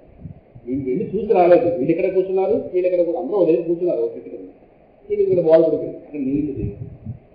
చాలా చెప్పు అంటే వాళ్ళకి గత స్మృతి, గత జ్ఞానం ఉంది. వాళ్ళు గతంలో వాడు ఎక్కడ చెబుతున్నాడో ఎండమావు దగ్గర గతంలో మునుపులు చెప్తేనే వాళ్ళ సైకిల్ ఎక్కడ బయలుదేరుతుంది. ఏవో గతస్మృతి ఉంటుంది, గతానుభవాలు ఉంటేనే.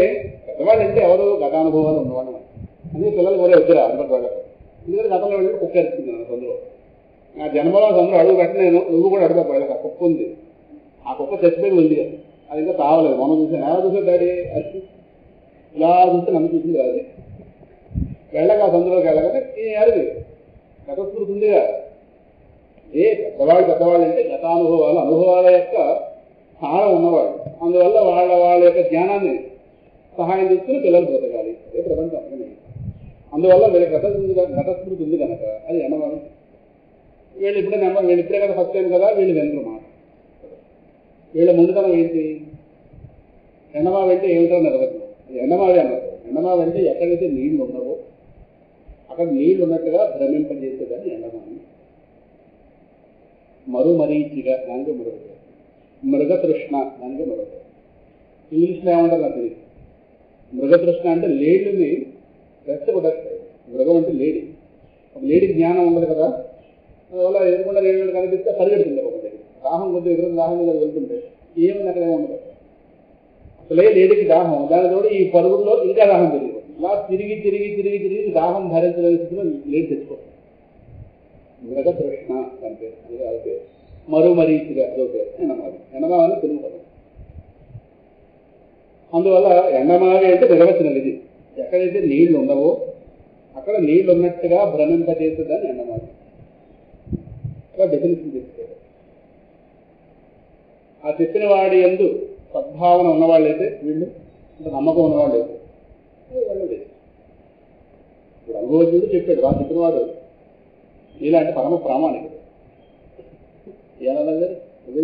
పరమ ప్రామాణికుడు. ఆదిశంకర గోపాలు, భగవద్ రామానుజులు అలాగే పరమ ప్రామాణికుడు కనుక చెప్పండి వాళ్ళ మాట. ఎవడో ఏ నాలాంటి పోగిన వాడు చెప్తే చెప్పకుండా వీడు ఇప్పుడే చెప్తారా వీడ, కానీ మీలాంటి పరమ ప్రామాణికులు చెప్పారు కనుక తప్పకుండా వాళ్ళు వినాలి. బుద్ధున్న వాళ్ళు వినకపోతే వాడు ఏమంటాడంటే నీ మాటే కరెక్ట్ అనుకో, నీ మాట కరెక్ట్.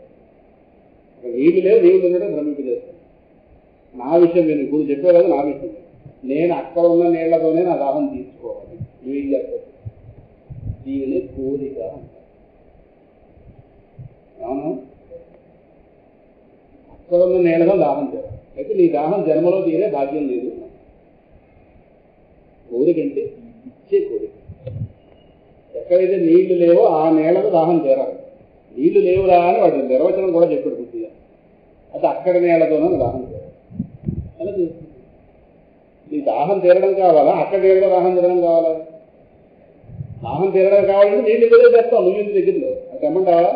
కాదు, అక్కడ నీళ్లతోనే దాహం చేయాలి. అయితే నీ దాహం తీరే సమస్య లేదు, నీ ప్రాణం పోయి యోగం ఉంటుంది. పిచ్చి మంకు పట్టుదలని కోరిక అర్థం పడుతుంది. అందులో ఒకడు మీలాగా విన్నవాడు ఒక ఉన్నాడు. మీరు పరమ ప్రామాణికులు మీరే, విన్నవాళ్ళు మీరే. వినవాడు నాటే. అక్కడ నీళ్ళతో దాహం చేయాలన్నవాడు నాటే. అది ఇద్దరు ముగ్గురు ఉంటారు కదా, వాళ్ళు సాత్వికులు. వాళ్ళు విన్నారా వాళ్ళు చెప్పినవాడు? వాళ్ళు ఏమన్నారంటూ అక్కడ నీళ్ళు లేవా, అయితే నా పనే ఉంది అని దాని ఎందుకు ఉదాసీన భావంతో ఉన్నవాడు. వాళ్ళది వైరాగ్యం. నాడు మొదటి రాగం అక్కడ నీళ్ళతో దాహం చేయాలి. అలా తిరుగుతుంది. ఆ బుద్ధిలో దోషం కాకపోతే మీరు ఆవిడ మాట విన్నారు కదా, మరి నీళ్ళు ఉన్నట్టు కనిపిస్తున్నాయి. దాంతో మనకి ఎందుకు? ఎక్కడ నీళ్ళున్నా మనం వెతుక్కుందాం. నిజమైన నీళ్ళు ఎక్కడ దొరుకుతున్నాయి? వాడు పోదాం పదని దాహం భరించలేకపోతున్నాం అంటే వాడు తీసుకెళ్తారు దగ్గర. వాడు ఇప్పుడు చెప్పినవాడు ఆ పరమ ప్రామాణికుడు మీరే, వాడు మీరే, రెండు పాత్రలు మీరు. వాడు అక్కడ నీళ్లు లేవని చెప్పాడు, ఎక్కడ నీళ్లు ఉంటే కూడా చెప్తాడు. దాహం తీర్చే బాధ్యత వాడు తీసుకుంటాడు. నీళ్లు లేని చోట మనం వెళ్ళి అక్కడ వెతికే ప్రయత్నం చేస్తే మనకు శ్రమ కలగకుండా ఆపుతాడు. సద్గురు అంటే వాడు శ్రమ లేకుండా చేసేవాడు. ఎక్కడ ఫలితం కలుగుతుందో అక్కడ తీసుకెళ్ళాడు. అర్థమవుతుందా? ఈ రెండు చేస్తేనే గురువు. అశాంతి స్థానాన్ని శాంతి అనుకుని వెతుకుతుంటే ఆ పిచ్చి పట్టుదలను ఆపుతాడు. శ్రమ తగ్గింది. శ్రమే వెతుకుతూ వెతుకు ఏమొస్తుంది? శ్రమే. అంటే వీళ్ళందరూ బిందులు పట్టుకెళ్ళారు అనుకోండి, ఎండమాలు జరిగి ఏమొస్తాయి? నీళ్ళు వస్తాయి. ఎక్కడ బిందు బాగా తోమి చింతపండు ముగ్గు ఇవన్నీ వేసి చాలా ఫళమాడే తెలుపు, చల్లని తెలుపు, రెండు సూపర్ ఎన్ని వేసి పట్టుకెళ్ళినా అక్కడ ఏముంది? అక్కడ ఏం లేదుగా. ఓ పైపు అక్కడి నుంచి నీళ్ళు నడిపించాడు. ఎవరైనా ఎక్కడే ఉంటారా? నేను తెలివైన వాడిని, నేను వెళ్ళి ఒక పైపుతో నీళ్ళు పంపిస్తాను. నీకు ఒకటి వస్తే వీడు కూడా పంపించింది. ఇన్ని పిచ్చి చేస్తుంది. ఇది నవ్వే కదా దీనికి. ఇప్పుడు మనల్ని చూసి నవ్వాలి కాదు. మనల్ని ఎందుకు నవ్వాలిట? మనసు ఎందుకు కదులుతుంది లోపల? ఇప్పుడు మనసునే మహానుభావుడు నిలకడ లేదన్నట్టు. మనసు ఎందుకు నిలకడ లేదు? మనసు నిలకడ లేకపోవడం అంటే ఈ ప్రపంచంలో ఎండమావులు శాంతిని వెతకడం పిచ్చి చేస్తున్నాం. ఎదుగుందా లేదా? నిలకడ లేకపోవడం అంటే పిచ్చిదా? ప్రపంచంలో తిరుగుతుంది దీని మీద దాని మీద, దీని మీద దాని మీద. ఎందుకు తిరుగుతుంది? శాంతి స్థానాలని భ్రమపడు. శాంతి స్థానాల అంటాం ఈ 2 గంటలుగా, కానీ రాలేదు. అది మన ప్రవృత్తి ఉంది. కానీ దాన్ని పరిశీలన చేస్తే మనసుకు నిలకడ రావాలి అంటే ఇందాక వాడు చెప్పినట్టుగా ఆ మొదటివాడు చెప్పిన మాట విన్నాడు అనుకోండి, వాడికి శ్రమ లేదు, ఎందుకంటే ఎలాగ దాని మీద ఆశ పెట్టుకోలేదు. ప్లస్ నిజమైన నీళ్లు తాగాడు, దాహం తీసుకున్నాడు వాడు. హరి సరసిడిగా ఆపీయ తేజో జలోభం భవమరు పరిఖిన్న ఖేదమద్యత్యజామి. ముకుందమాల 10వ శ్లోకం. కరచరణ సరోజే కాంతిమన్నేత్రవీనే శ్రమముచి భుజగీ దివ్యాకులే అగాధ మార్గే హరిసరసి విగాహ్య ఆపీయ తేజో జలౌఘం భవమరు పరిఖిన్న ఖేదమద్యత్యజామి. ఎంత అందంగా బ్రతకచ్చండి ఈ బ్రతుకుని, ఎంత అందంగా. సెంట్రల్ పార్క్ వెళ్ళి అందాలు చూడక్కర్లేదు, ఇందులోనే ఉన్నాయి ఊరిని అందాలు. అవగాహన ఏ సెంట్రల్ పార్క్ ఫ్రీగా పంపిస్తే అవడక్కర్లేదు, కాంట్రాక్ట్ ఇస్తే అవడం. మన దగ్గర ఉన్నాయి అందాలు. ప్రపంచం వెంట పడకుండా ఉంటే లోపల వచ్చే అందాలు లేవు. జనమావులు వెతికి ఏమొస్తుంది అని ఏమంటాడంటే, ఈ సంసారమైన ఎడారిలో వెతికేను వెతికేను వెతికేను వెతికేను వెతికేను వెతికేను వెతికి వేస్తాడేను. కులశేఖరాల వారి ముకుందమాల 10వ శ్లోకం. భవమరు పరిచ్ఛిన్న. లేడు ఎలా తిరిగిందో పిచ్చిల వాళ్ళ నేను తిరిగాను అలాగా, ఎక్కడా నిజమైన సుఖం దొరకలేదు. మళ్ళీ అలా అలా ఈ సంసారాన్ని అరణ్యంలో పడిపోయి అటు ఇటు తిరుగుతుంటే గురువు అనేటటువంటి వాళ్ళ దారిలో కనిపించి, లోపల ఉంది కదా అశాంతి రూపమైన దాహం, ఉంది కదా అశాంతి రూపమైన దాహం. దాహం ఎవరు? అశాంతి రూపమైన దాహాన్ని శాంతి జలం లోపలికి వెళ్ళి ఆపాలి. వెతుకుతున్నాను ఈ ఎండమావిల్లో, ఎక్కడ నీళ్లు లేవు, నీళ్ళు ఉన్నట్టు రెస్ట్ కొడుతున్నాయి ప్రతి దారిలో. సద్గురువు అనుగ్రహం దొరికి గురువు గారు కనిపించి దారిలో ఏమిటి అలా తిరుగుతున్నావు అటు ఇటు అంటే, బాబు ఇది సమస్య, ఎండమావులు రెస్ట్ కొట్టేస్తున్నాయి, అక్కడ నీళ్లు దొరకట్లేదు. ఓహో నీకు నీళ్ళ కావాలి, నీకు శాంతి అనే జలమా కావాలి, ఇగో ఇలా వెళ్ళి ఈ డైరెక్షన్లో అక్కడ శ్రీహరి అనే సరస్సు ఉంది. అలా పెద్ద సరస్సు ఉంది. ఏమన్నా సరస్సులు ఏమున్నాయండి? కరచరణ సరోజే. ఆ శ్రీహరి శరీరాన్ని ఒక సరస్సుగా మహానుభావుడు చూపించారు. ఆయన యొక్క కర చరణ, చేతులు కాళ్ళు ఏవైతున్నాయో అవి సరోజాల్లో ఉంటాయి. చెరువు ఉన్న అందులో ఏముంటాయి? పద్మాలు ఉండాలి కదా. ఆ శ్రీహరి అనే సరస్సులో స్వామి యొక్క కరములు లేదా చరణాలు, పాదాలు, ఈ 2 కూడా సరస్సులో పద్మాల్లో ఉంటాయి. ఒక ఏడు కాంతిమత్ నేత్రమీది. సముద్రం చెరువు అన్నాక చేపలు ఉండాలి, అందంగా అలా వెళ్తుంది. చేపలున్న నీళ్ళే తాగాలి, ఎందుకంటే చేప లోపల మురికి తినచ్చు. నీళ్లలో ఎన్ని చేపలు ఉంటే అంత మంచిది, ఎందుకంటే ఒక పట్టుకుని తినడం కాదు, నీటికి క్షేమం. చేప ఎందుకు వేస్తారంటే చేపని తాగలేని ఆ లోపల పురుగుల్లో తినేస్తాయి, అప్పుడు నీరు సిద్ధి పెడితే మనం తాగం. ఎన్ని చేపలు, ఆ నీళ్ళలో ఎన్ని చేపలు ఉంటే ఆ నీరు ఎంత క్షేమమో, సమాజంలో ఎంతమంది సత్పురుషులు ఉంటే సమాజం ఎంత శ్రేయస్సు.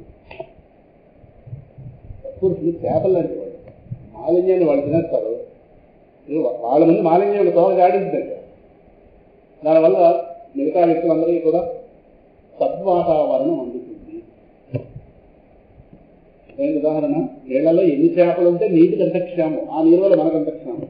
సమాజంలో ఎంతమంది సత్పురుషులు ఉంటే, ఎంతమంది ప్రహ్లాదులు ఉంటే అంత క్షేమం. ఇంటికో ప్రహ్లాదు తయారవ్వాలి, రోహిత్ తయారైపోయాడు. మన ఇంట్లో తయారవ్వాలి, అందరూ తయారు చేస్తారు. ఏమైనా తయారైపోయింది. కాంతిమత్ నేత్రం ఇది. మరి ఏమైనా అందులో చేపలు ఉన్నాయి? మరి ఈ శ్రీహరి సరస్సులో చేప స్వామి యొక్క తేజోవంతమైన నేత్రాలు ఉన్నాయే, ఆ నేత్రాలే చేపలు ఉన్నాయి. చేపలు అందం దాని కన్ను, రెప్ప ఉండదు. ఇదే మీనాక్షి అమ్మవారు, రెప్పలు లేని కళ్ళు. జగన్నాథుడు మీనాక్షి ఇందుకు రెప్పలు ఉండవు, చేపలు అందం కన్నే. ఆ విధంగానే కాంతిమత్ నేత్రం ఇది. కాంతివంతమైనటువంటి స్వామి యొక్క నేత్రాలు ఉన్నాయే, అవే చేపల్లో ఉన్నాయట ఆ సరస్సు. కరచరణ సరోజే కాంతిమత్ నేత్రం. ఇంకా ఏమన్నా సరస్సు గొప్పతనం ఏంటి? శ్రమముషి. అందులో దిగడం తాగడం వదిలే, దూరంగా చూడగానే మన శ్రమలన్నీ పోతాయి. భగవంతుడు పొందేక ఏమవతరిస్తాం కాదు, భగవంతుడు వస్తున్నాడు అనగానే ముందు శ్రమలు పోతాయి. ఎందుకంటే ఆయన గారు వస్తున్నందుకు మన దగ్గర ఇంకా దుఃఖం ఉండడానికి అవకాశం లేదు. ఆయన చిన్న దుఃఖం పోగొట్టడం కాదు. ఇప్పుడు మీరు 10 రోజులు ఇంట్లో లేరు, తలుపులు తీయగానే అమ్మో శారద గారు వస్తున్నారని చెప్పి దుమ్ము పారిపోతుందా? జాగ్రత్త. ఏం లేదు, చీపులు పడితే ఆవిడ చూసుకోవాలి, లేదా అన్వేషణ పడితే అది కూడా పెట్టుకోవాలి, అంతేనా? చాలా చోట నేను ఉండకూడదు, నేను ఉండలేను అని చెప్పి వెళ్ళిపోతుందా దుమ్ము? ఏం అలా కాదు కదా. స్వామి వస్తున్నాడు, బాబు వీడికి సాధపడైపోయాడు, వీడు స్వామి వచ్చేస్తున్నాడు అనగానే మన శ్రమలన్నీ పరిగెడతాయి. చాలా ఎంతకాలం వీడు పట్టు పీడించి ఇంకా మనకు అవకాశం లేదు, చంపేస్తాడు వచ్చేటండి. తిరువాడు ఎవడు? మహాస్వామి. అందువల్ల సదే నోటు సదే అని చెప్పి మొత్తం ఇన్ని దుఃఖాలు మొత్తం అన్ని కలిపి ట్రైనింగ్ పోతాయి. శ్రమ ఉంది, శ్రమలన్నిటికీ ఒక పరిష్కారం. ఇంకా ఏమంటే సరస్సులో కొంచెం తరంగాలు కూడా ఉంటాయి కదా, చిన్న చిన్న అలా చేపలు అలా వెళ్తుంటే ఒక తరంగం అలా వెళ్తుంది. మరి ఇందులోనూ భుజవి చివ్యాపులే, స్వామి యొక్క భుజాలు ఉన్నాయే, ఆ భుజాలే వ్యాకులము అంటే చిన్న చిన్న తరంగాలు ఉంటాయి. చెయ్యిలా పదుతుండగా అంటే ఆ సరస్సు లోపల విష్ణువుని చూస్తాడు మహానుభావుడు. కాబట్టి మామూలు సరస్సులు ఉన్నాయి, ఎంత లోతున్నాయి, ఎంతో కొంతలో దగ్గర ఉంటాయి.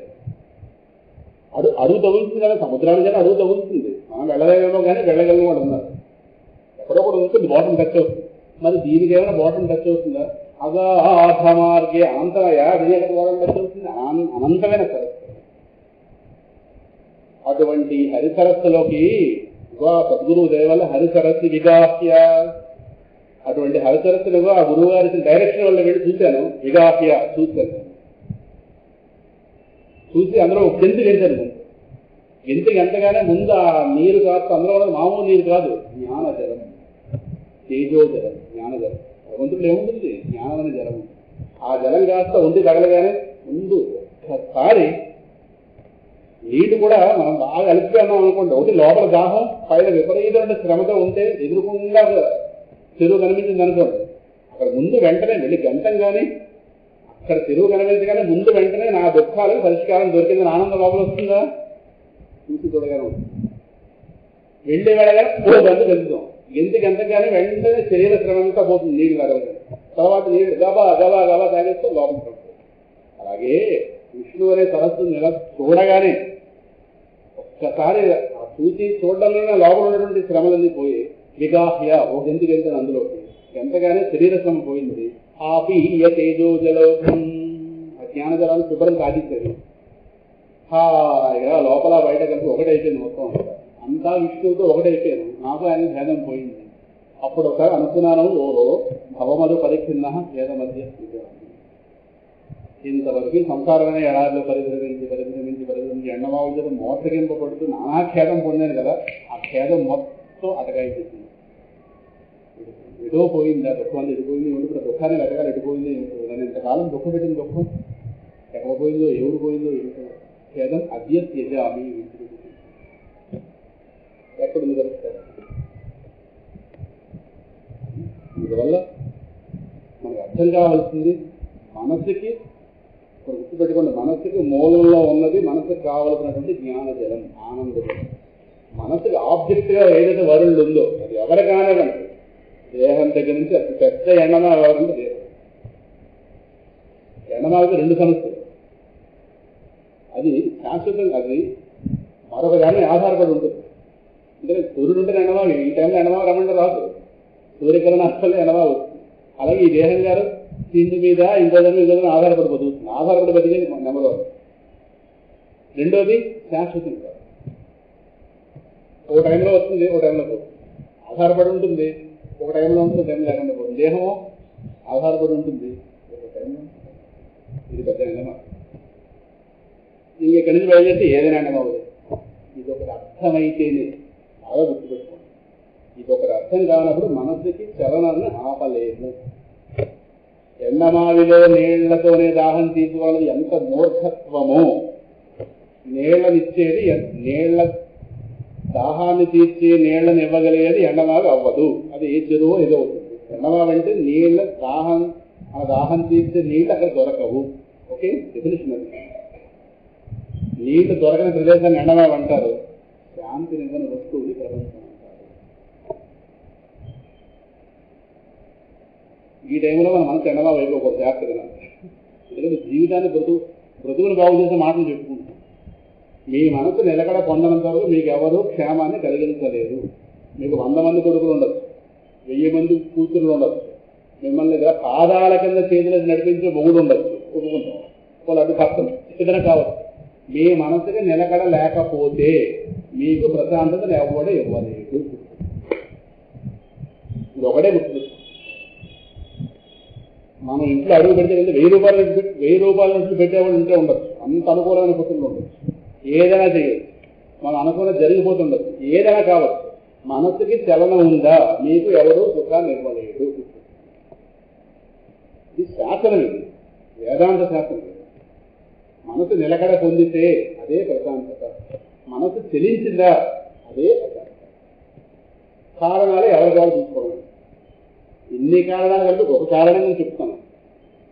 ఈ బాహ్యం మీద ఆధారపడితే మనసుకి ఏదైతే ఆబ్జెక్ట్గా తెలుస్తోందో, మనసుకి ఏదైతే వేరుగా తెలుస్తుందో తనకన్నా వేరుగా ఈ బాహ్య ప్రపంచం ఇంద్రియాల ద్వారా బయటకు వెళ్ళి ఏవేవైతే జ్ఞానాలు పొందుతుందో, వీడు ఫలానా వీడు ఫలానా వీడు ఫలానా వీడు ఫలానా వీడు ఫలానా, ఈ బాహ్య జ్ఞానాలు ఏవైతే ఉన్నాయి ఇవన్నీ పచ్చి ఎండమావులు. అంటే వాటితో ఘర్షణ పెడవ కాదు, ఉదాహరణ అంటే ఎలా ఉంటుంది. ఇలాగ మొదలవాడు ఏం చెప్పాడు, ఎవరైతే ఎండమావి నీళ్లు దొరకదు, దాంతో మన గొడవ అవసరం. అది ఉంది, ఎందుకు ఉందంటే మనకు అనవసరం. అందులో ఇప్పుడు ఎండమావి కనిపించడం తప్ప, ఎండమావిలో నీళ్లు ఉండగానే జ్ఞానం లేకపోవడం తప్ప. జ్ఞానం ఉంటుంది, ఏం చేసిందో ఉండే ఉంది, అదే ఉంటుంది, దాని లక్షణం అది. ఆ సూర్యుడు మేఘం వేసిందనుకోండి ఎండమావి ఉంటుందా? ఉండదుగా. మేఘం నల్లటి మేఘం వస్తుంది అనుకోండి, ఎండమావి ఉంది. అది ఎందుకు వచ్చింది, దాంతో గొడవాటం ఎందుకు? మనం దాహం తీరాలి వద్దా, ఆ పేరు పనిచేస్తుంది. పక్కనే నూతులో తోడుకుంటున్నారు కాబట్టి నీళ్ళు తాగేది అయిపోతుంది. ఆ ఎండమావిలో నీళ్ళ దాహం తీరాలి. అది వైరాగ్యం అంటే ఎండమావిలో నీళ్లతోనే దాహం తీరాలనుకోవడం ఆ ఉండి పట్టుదల, అది కోరిక. ఈ కోరిక రూపంలో మనస్సు ఎంత బయటకు వెళ్తే అది అంతే. ఆ మాత్రం జ్ఞానం మీరు కలిగింది కదా. మీరు ఎంత అనుకుంటే మాత్రం ఎండమావిలో నీళ్ళు వస్తాయి. మీరు ఎంత విధితో ప్రపంచంలో శాంతి లేదు, ఉంటేగా. ప్రపంచంలో శాంతి లేదు లేదు లేదు లేదు లేదు లేదు లేదు లేదు లేదు 3 సంవత్సరాలు లేదు. అది అలా ఉండలేదు. శాంతి స్థానం ఎక్కడుందో చెప్తాడుగా పరమాత్మ. ఎంతవరకు చెప్పింది అదే. యోగి పొందుతున్నాడు దాన్ని.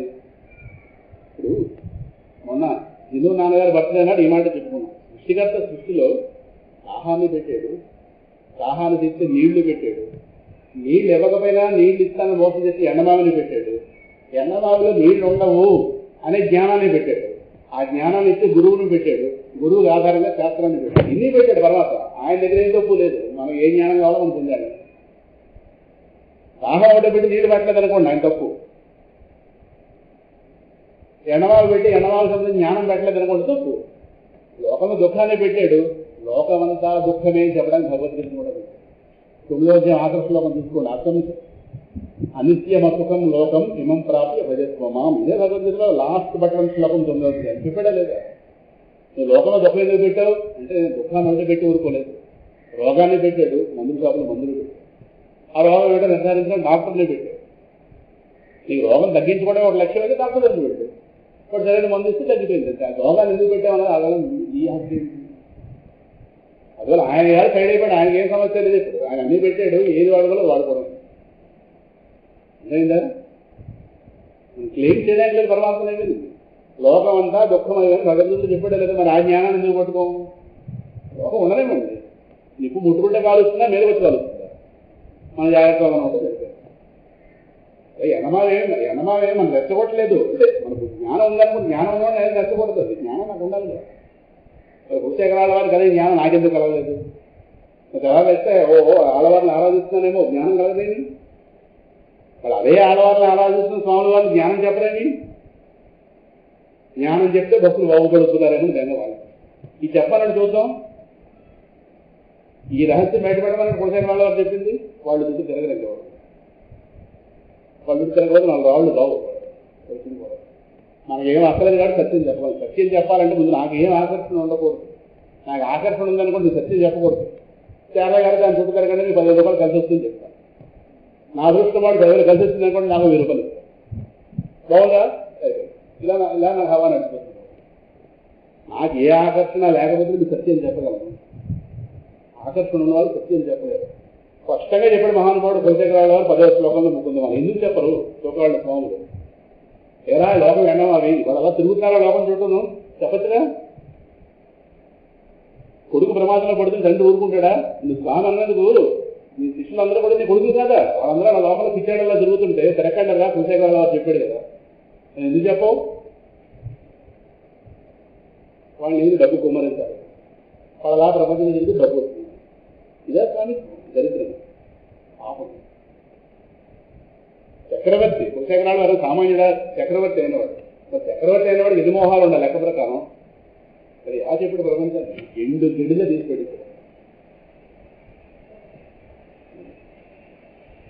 జ్ఞానం అండి. జ్ఞానంలో ఆనందం ఉంది. మనిషి ఎలా తృప్తిపరుస్తుంది? ఇప్పుడు మనకి ఏం లేదని తృప్తిపరచాలి.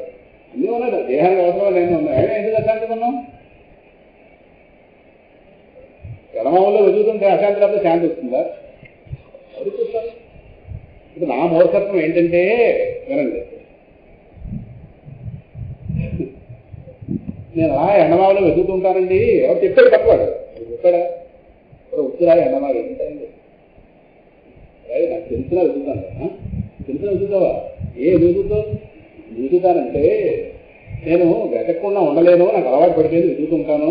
వెతికితే వెతికితే వెతికితే వెతికితే వెతికితే ఆ ఎండమావులో నీళ్ళు వస్తాయేమో.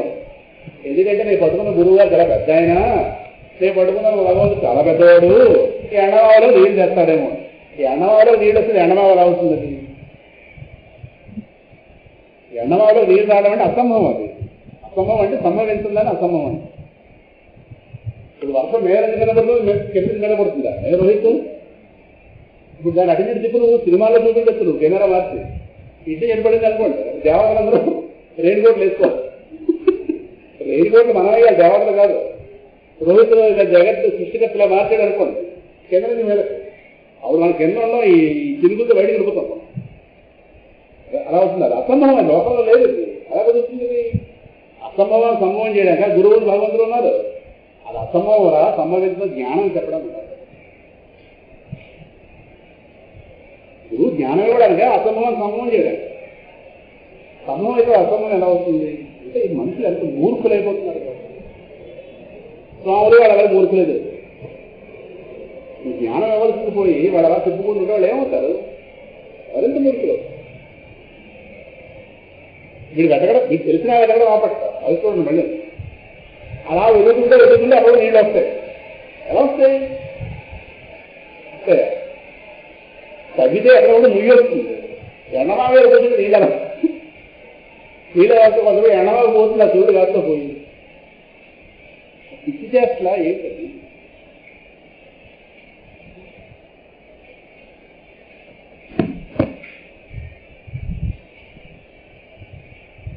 ఎవరు ఆపగలడు? కదిలే మనస్సుని జ్ఞానమే ఆపగలదు. అందువల్ల ఈ వైరాగ్యాన్ని అభ్యసించు. ఏంటి వైరాగ్యం? మనసు బయటకు వెళ్ళే మనసుకి నిరంతరం బోధించాలి. ఇగో మనసు రకరకాల కారణాలు బయటకు వెళ్తుంది. ఇగో వీళ్ళు బాగున్నారు, వాళ్ళు బాగున్నారు, వీళ్ళు బాగున్నారు, వాళ్ళు బాగున్నారు. వాళ్ళందరూ బాగున్నారా? ఇప్పుడు నాలాంటి తిరిగిన వాడు ఎవడో ఎండమామకు లైటింగ్ పెట్టాడు, అది ఇంకా బాగుంది. ఎండమామకు లైటింగ్ పెట్టడం అంటే దేహాన్ని మేకప్ చేయడం. ఎండమామకు లైటింగ్ పెట్టడం అంటే వినాయక లైటింగ్ పెడితే బాగుంది, ఎండమామకు లైటింగ్ చేసింది అట్రాక్ట్ చేయడం. అదే సినిమా కాలంలో అందరూ ఎవరు ఎండమామలే కానీ మేకప్ చేయగానే నాడు పరిగెడుతున్నాం. కళామందిర్ స్టోర్కు నలుగురు వస్తున్నారు. వాళ్ళు పెద్ద ఎండమామలు. నేను చెప్పాలి పెద్ద ఎండమామలే. ఎండమామలు వాళ్ళు వస్తున్నారంటే నేను ఆశించి అంటే దాని దగ్గర లేదనే కదా ప్లాన్ చేసి మనం వెళ్ళిపోవడం ఏముంది. జ్ఞానం ఉంటే ప్రపంచం తృణప్రాయం తీసుకోవాలి. చేదలా గడ్డి పరకలు పెట్టిందా రావణాసుడి దగ్గర అంటే నువ్వు దీనికన్నా తక్కువ రాని చెప్పాలి. మనకున్న జ్ఞానం ప్రపంచం అలా అర్థం ఇది. అట్నుంచి ఆలోచించామో ఇచ్చేస్తుంది ప్రపంచం. గుడిగా చెప్పి తృణావర్తుడు కృష్ణుడు చెప్పాడు, అలా చెప్పి శక్తిమంతుడు దగ్గర బయటపడ్డాడు. కానీ లేదంటే ఈ మనసుకి ఎంతమంది ఆలంబనగా పెడుతుంది. మనసు వీళ్ళు సుఖపెడతారేమో, వాళ్ళు సుఖపెడతారేమో, డబ్బు, పదవి, ఇది, అందం, ఆకర్షణ, రకరకాల ఇంద్రియాలు, విషయాలు చెత్తిపోయి తిరిగి తిరిగి తిరిగి బాగుందా? ఇదే సందడి. ఓ పక్క ఇలా ఈ సద్గురువుకి ఎండమావిలో వెతికేవాడికి డైలాగ్ అవుతుంది. అక్కడి నుంచి మా శారద గారు ఆ ఎండమావిలో పుష్కర స్నానం చేయడం జరుగుతుంది. ఇది మరీ ఘోరం. ఆగడిచారు గారు ఎక్కడికైనా ఆవిడ ఏర్పాటు చూస్తే ఏదో 2 బట్టలు స్నానం ఏర్పాట్లో ఉన్నాయి. ఆవిడ ఏమిటిదే పుష్కరుడు ఇప్పుడే ప్రవేశించేట లోకం. అదిగో పూలంటే ఇదిగో తోకనే రకం లోకం. కళామందిలో బట్టలు బాగున్నాయి, కళామందిలో బట్టలు బాగున్నాయి, కళామందిలో బట్టలు బాగున్నాయి ఏదో ఆ మాట పనిచేస్తుంది. ఎంతమంది చెప్తారు నువ్వు పుష్కరుడు ప్రవేశించినట్ట నీళ్ళే లేవు అక్కడ. అందులో పుష్కరుడు వెళ్ళడం ఏంటి?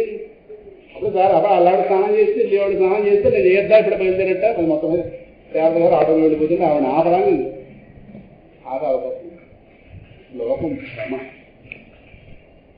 భ్రమ. పెద్ద గుండు వాడు పెద్ద పేపర్లో అడ్వర్టైజ్మెంట్ లలితా జీవితంలో 6 నెలల ముందు డబ్బు పెట్టండి అంటాడు. వాడు ఒక గుండెగాడు వీడోడు బయలుదేరు.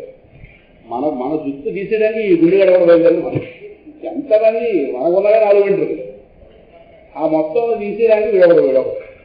ఇవాళ వీడేసాడా రేపు సీఎంఆర్ రామగారు వేస్తారు. ఆయన ఒకడు. బంగారం ఉన్నవాళ్ళు తృప్తిగా లేదని మీకు అర్థమైందా? రోజు దర్శనం కాబట్టి ఎందుకంటే యాడ్ మిగతా వాళ్ళు డౌన్ చేయడం. ఇంక ఏం సుఖపడ్డావు బంగారంతో? నేను వెళ్తే వాడు చెప్తాను ఏమాత్రం సుఖంగా ఉన్నాను. నీ బంగారం నాకు ఎక్కలేదు కానీ నువ్వు ముందు సుఖంగా లేవు. విశాఖపట్నంలో ఇన్నేళ్ల బట్టి ఉన్నవాళ్ళందరూ నువ్వు రాగానే తోక ముడిచి వెళ్ళిపోవాలా. నువ్వు పెద్ద పేపర్ అది వేస్తావా? నువ్వు పెద్ద బోర్డు ముందు నువ్వు పుస్తకంగా తీసేదండి. దేనికి వచ్చి నువ్వు దేనికి వచ్చావు అని మనం అడగలేమో. మనకు అంత ఆలోచన ఎక్కడ ఉంది? మనకి పేపర్లో యాడేస్తామో బయలుదేరిపోతాం. అదిగో పుష్కరుడు ప్రవేశించాడు అన్నట్టు ఉంది. ఇలా తిప్పుతుంది ప్రపంచం. భ్రమ పెట్టి తిప్పుతుంది. జ్ఞానం ఎప్పుడు పొందుతాం? జ్ఞానం అంటే ఏదో కాదు. ప్రపంచం చుట్టూ తిరగడం ఆపితే ఇక్కడే ఉంది ఆనందం. ఇక్కడే మొబైల్ హియర్ ఇక్కడే. అందుకే ఆ వైరాగ్యాన్ని అభ్యసించడం. మనసు ఎక్కడెక్కడ రెచ్చగొడుతుందో, మనసులు ఏవేవి రెచ్చగొడుతుంటాయో వాటిని ఎండమావులుగా మనసు బోధించాలి. అప్పుడు మనసు మాట అందుకు అభ్యసించడం. అభ్యాసం చేయడం అంటే చెప్పడం, మనసు చెప్పడం. వద్దు ప్రపంచంలో అవి చూసాం, మనం చూడగానే అవి చూసిన వాళ్ళు ఆల్రెడీ ఉన్నారు. వాళ్ళు ఏమాత్రం వెలగబెట్టారో మనకు అర్థమవుతుంది. అన్ని మనమే అనుభవించగల ప్రపంచంలో కొన్ని అనుభవించిన వాళ్ళు ఉన్నారా? ఏమంటే అలా పడిపోయిందంటే ముందుకెళ్ళంటే ఆగనే నేను పడిపోయి చూస్తాను పడిపోతానో లేదో అని. పడిపోయి చూడలేదు. పడిపోయి చూడటం నీ విరిగిపోయినా చూడాలంతే. ఆవిడ పడిపోయి 2 విరిగిగా ఎప్పుడే నువ్వు చూసేదేమో జాగ్రత్త పడాలి. నేను పడిపోతానే ఆలోచిస్తానంటే పడిపోతే ఆలోచిస్తున్నాను. ఇది నీ కర్మ అంతే. పడు మూర్ఖులు అనకపోతే ఏమంటారు? ప్రపంచం అన్ని రంగాల్లో ప్రవేశించాలో జీవితం సరిపోతుందా? ఆ రంగాల్లో ప్రవేశించిన వాళ్ళు ఏమాత్రం ఉద్ధరిస్తారో మనకు అర్థమవుతుందా? అర్థమవుతే మనం చూస్తే జ్ఞానం ఉందా? ఇప్పుడు అక్కడ వర్షం పడుతుంది ఎలా చెప్పారు? జ్ఞానం ఎంత కలుగుతుంది లేదా? ఆ గంట లోపలికి వెళ్ళి అసలు చిరుకులు పడితే నమ్ముతాను నేను. అంటే కళ్ళు నైలేవా? కళ్ళు కబోదినా? చర్మం మీద నీళ్లు పడితేనే నేను నమ్ముతాను వర్షం పడుతుంది. కళ్ళ కనిపించినా నమ్మని కర్మ కాలిపోతారు. దీని ఏమంటే కర్మ కాలిపోవడం.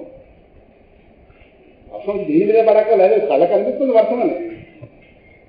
నిప్పు అంటుకుంటేనే నిప్పు ఉన్నట్లు లెక్కన. లేదా తర్వాత సాక్ష్యం చెప్పగల తమరేమి కదలబడేస్తుంది. ఇలా తయారయ్యింది. అన్నిట్లోకి చొరబడిపోలేదు మనసు కాదు. ప్రపంచంలో ఉన్నవన్నింటిలో ఆనందం లేని తెలియాలి. అప్పుడు జీవితం ఉంటుందా? జ్ఞానం అంటే ఇక్కడ కూర్చుని అక్కడ ఏముంది చెప్పగలరు. సారవంతమైన శ్లోకం అదొక్కటి లేదనుకోండి పోయి సాధన అక్కడ అభ్యాసం కౌంటే వైరాగ్యం అని చెప్పాడు. మనస్సు నిగ్రహించడం కష్టమే కానీ అసాధ్యం మాత్రం కాదు. అసాధ్యమైతే నేను చెప్పనుగా, తర్వాత చెప్పనుగా అసాధ్యమైతే సుసాధ్యం చక్కగా సాధించాలి. ఇప్పుడు నేను చెప్పిన ఈ ట్రిక్తో సులభంగా సాధించాలి. సులభంగా చెప్పిన వాడి మీద నమ్మకం ఉంటూ ఉంటే కొద్దిగా పరిశీలిస్తే ఏదైనా పరిశీలించాలి. అప్పుడు ఈ దేహంతో చేయవలసిన వ్యవహారాలు హాయిగా తేలికగా రెస్ట్ఫుల్గా చేయొచ్చు. మొత్తం భారం అంతా వదిలిపోతుంది. ఇక్కడ జలుబు తగ్గగానే జలుబుతో వచ్చిన భారం అంతా ఎలా తగ్గిపోతుందో భారం ఉంటుంది. జలుబు వచ్చినప్పుడు ఏదో 4 కొండలు పోసినట్టు ఉంటుంది. జలుబు ఎంతేగానే భారం అంత ఉంటుంది. జ్వరం పోగానే ఆ రొప్ప భారం అంతా ఎలా పోతుందో ఈ యొక్క అవగాహన కలిగితే మొత్తం మనసును బట్టి మకిలం అంతా పోతుంది. అప్పుడు తేలికగా బ్రతుకుతాం. అంత బ్రతకలేని బ్రతుకేం కాదు. భగవంతుడి దేవాళ్ళు అంత తేలికైన బ్రతుకు ఎందుకు భయపెడుతుందంటే ఈ మోహాల వల్ల భయపెడుతుంది. ఇలాగేం జరుగుతుందో అలాగేం జరుగుతుందో ఏం జరిగినా ఏమన్నారు ఏం జరగాలో జరుగుతుంది. ప్రారంభాలు బట్టి ఉన్నాడుగా ప్రారంభం రాసేవాడు వాడు చూసుకుంటే నాకేంటి ఇప్పుడు ఆ వర్షం ఎంత పడుతుందో నేను లెక్క పెట్టాలా? వాతావరణ కేంద్రం వాళ్ళంటే వాళ్ళు చెప్తారు 7 సెంటీమీటర్లు 8 సెంటీమీటర్లు 9 సెంటీమీటర్లు. నాకెందుకు లెక్క? నాకెందుకు? నా పని కాదుగా.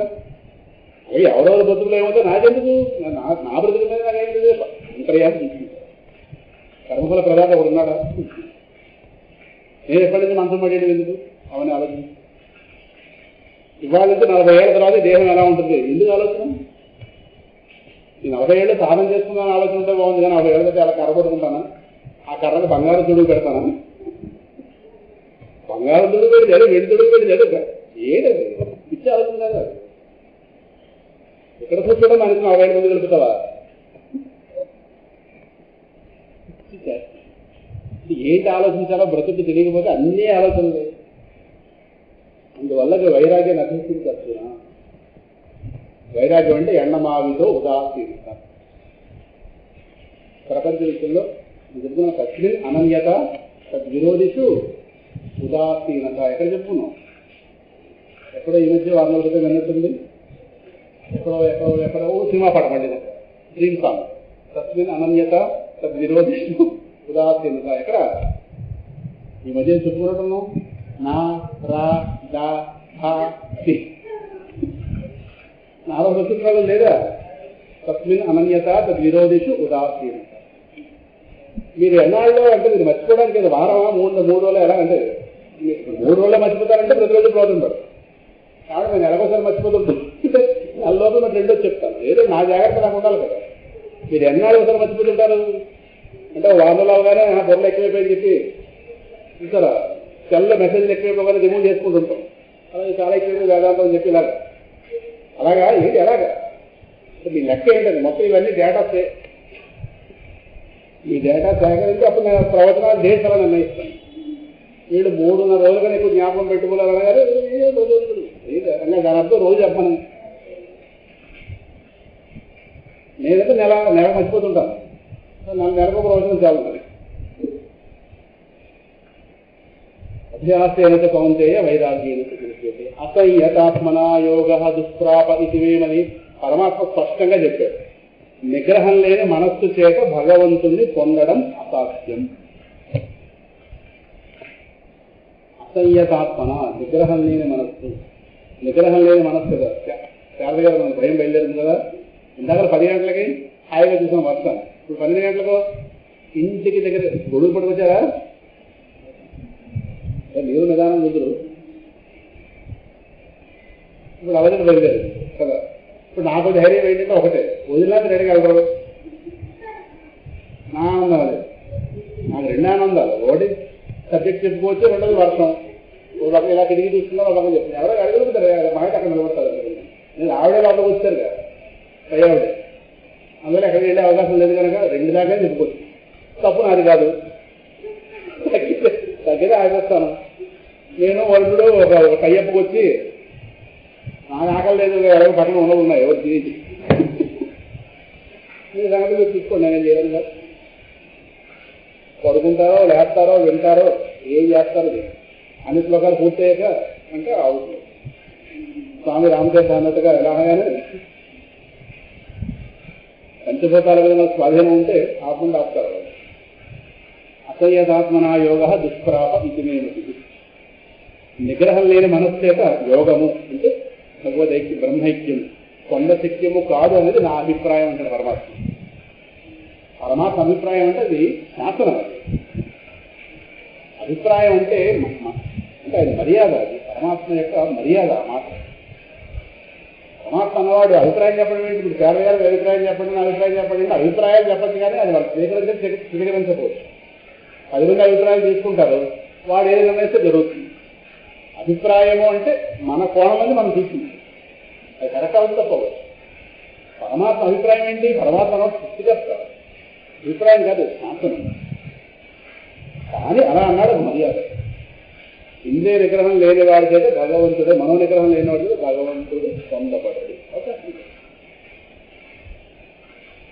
మనకు నిలకడ పొందాలి కదా. మనకు నిలకడ పొందితేనే వశ్యాత్మనాది యథ శక్య అవాప్తం ఉపాయ. కుర్చీ ఎక్కువకూడదు, చాలా అయిపోయింది.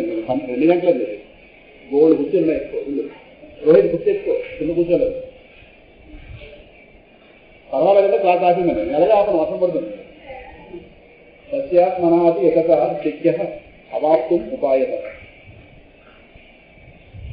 అది కూడా చెప్పాడు. స్వాధీనమైనటువంటి మనస్సు కలిగి ప్రయత్నించేవాడు. ఎవరైతే వాడు మనస్సుని స్వాధీనంలో తెచ్చుకుని పరమాత్మ కోసం ప్రయత్నిస్తుంటాడో అటువంటి ఉపాయము చేత, ఉపాయత, అటువంటి ఉపాయం చేత అది పొందబడుతుంది.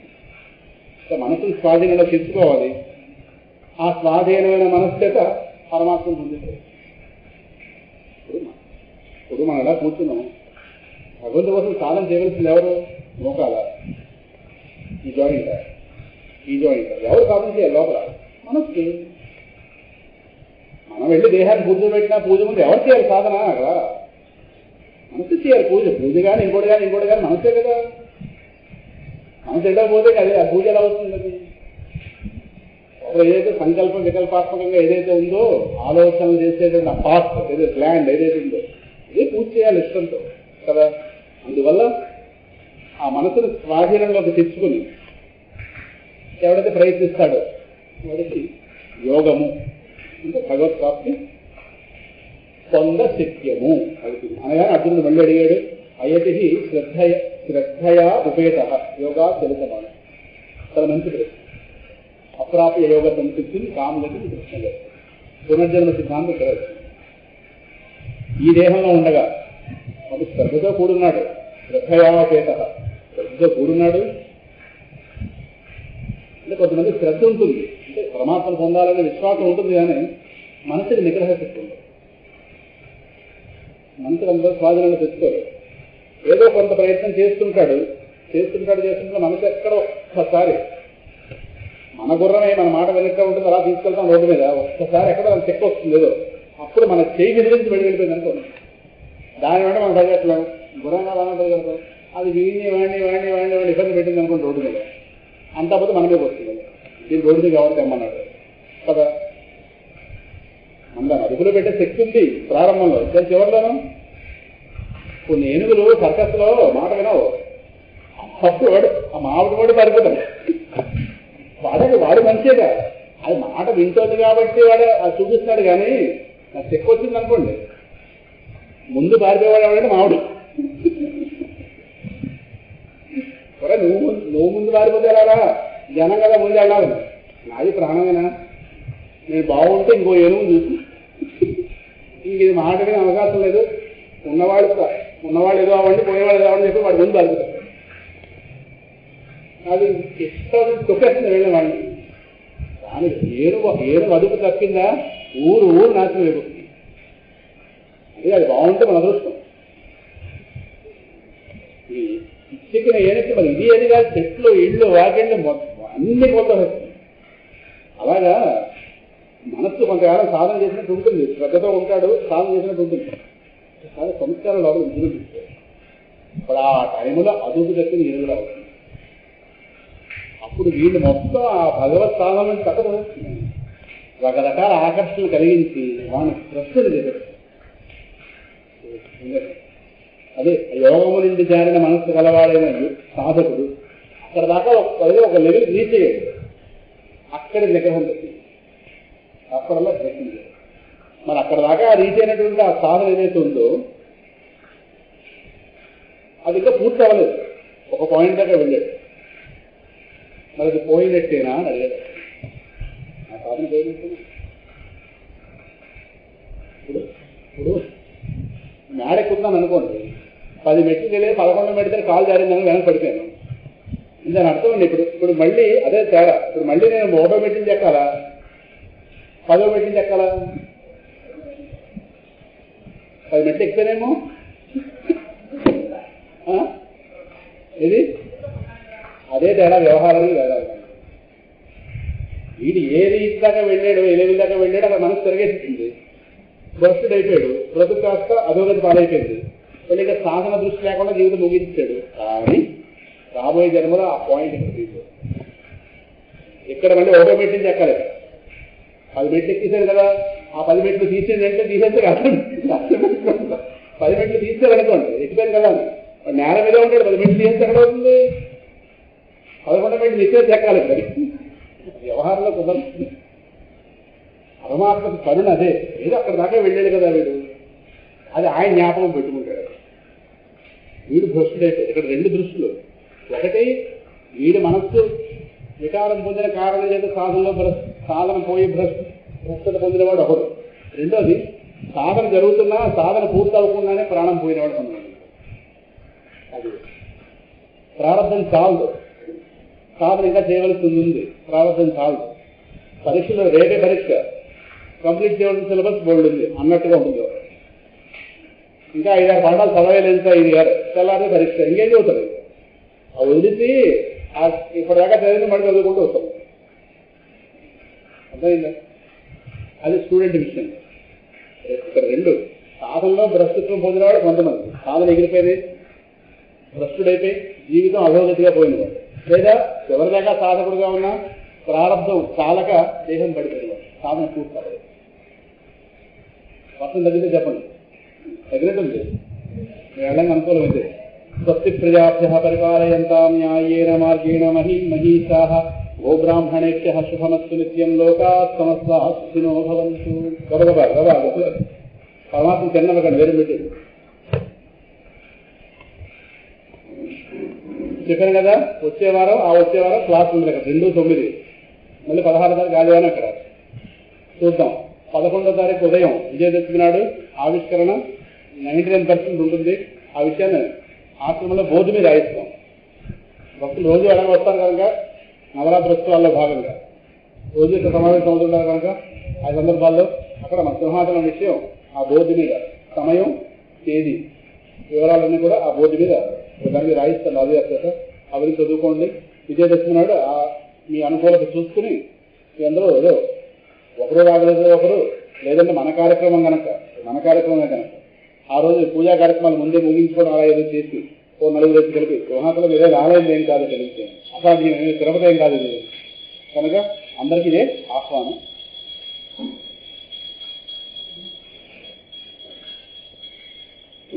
ఇప్పుడు మన మనసు నిగ్రహం పోయింది కదా, మన మనసు నిగ్రహం పోయింది, ఇంటికి వెళ్ళిపోవాలి గబగబా.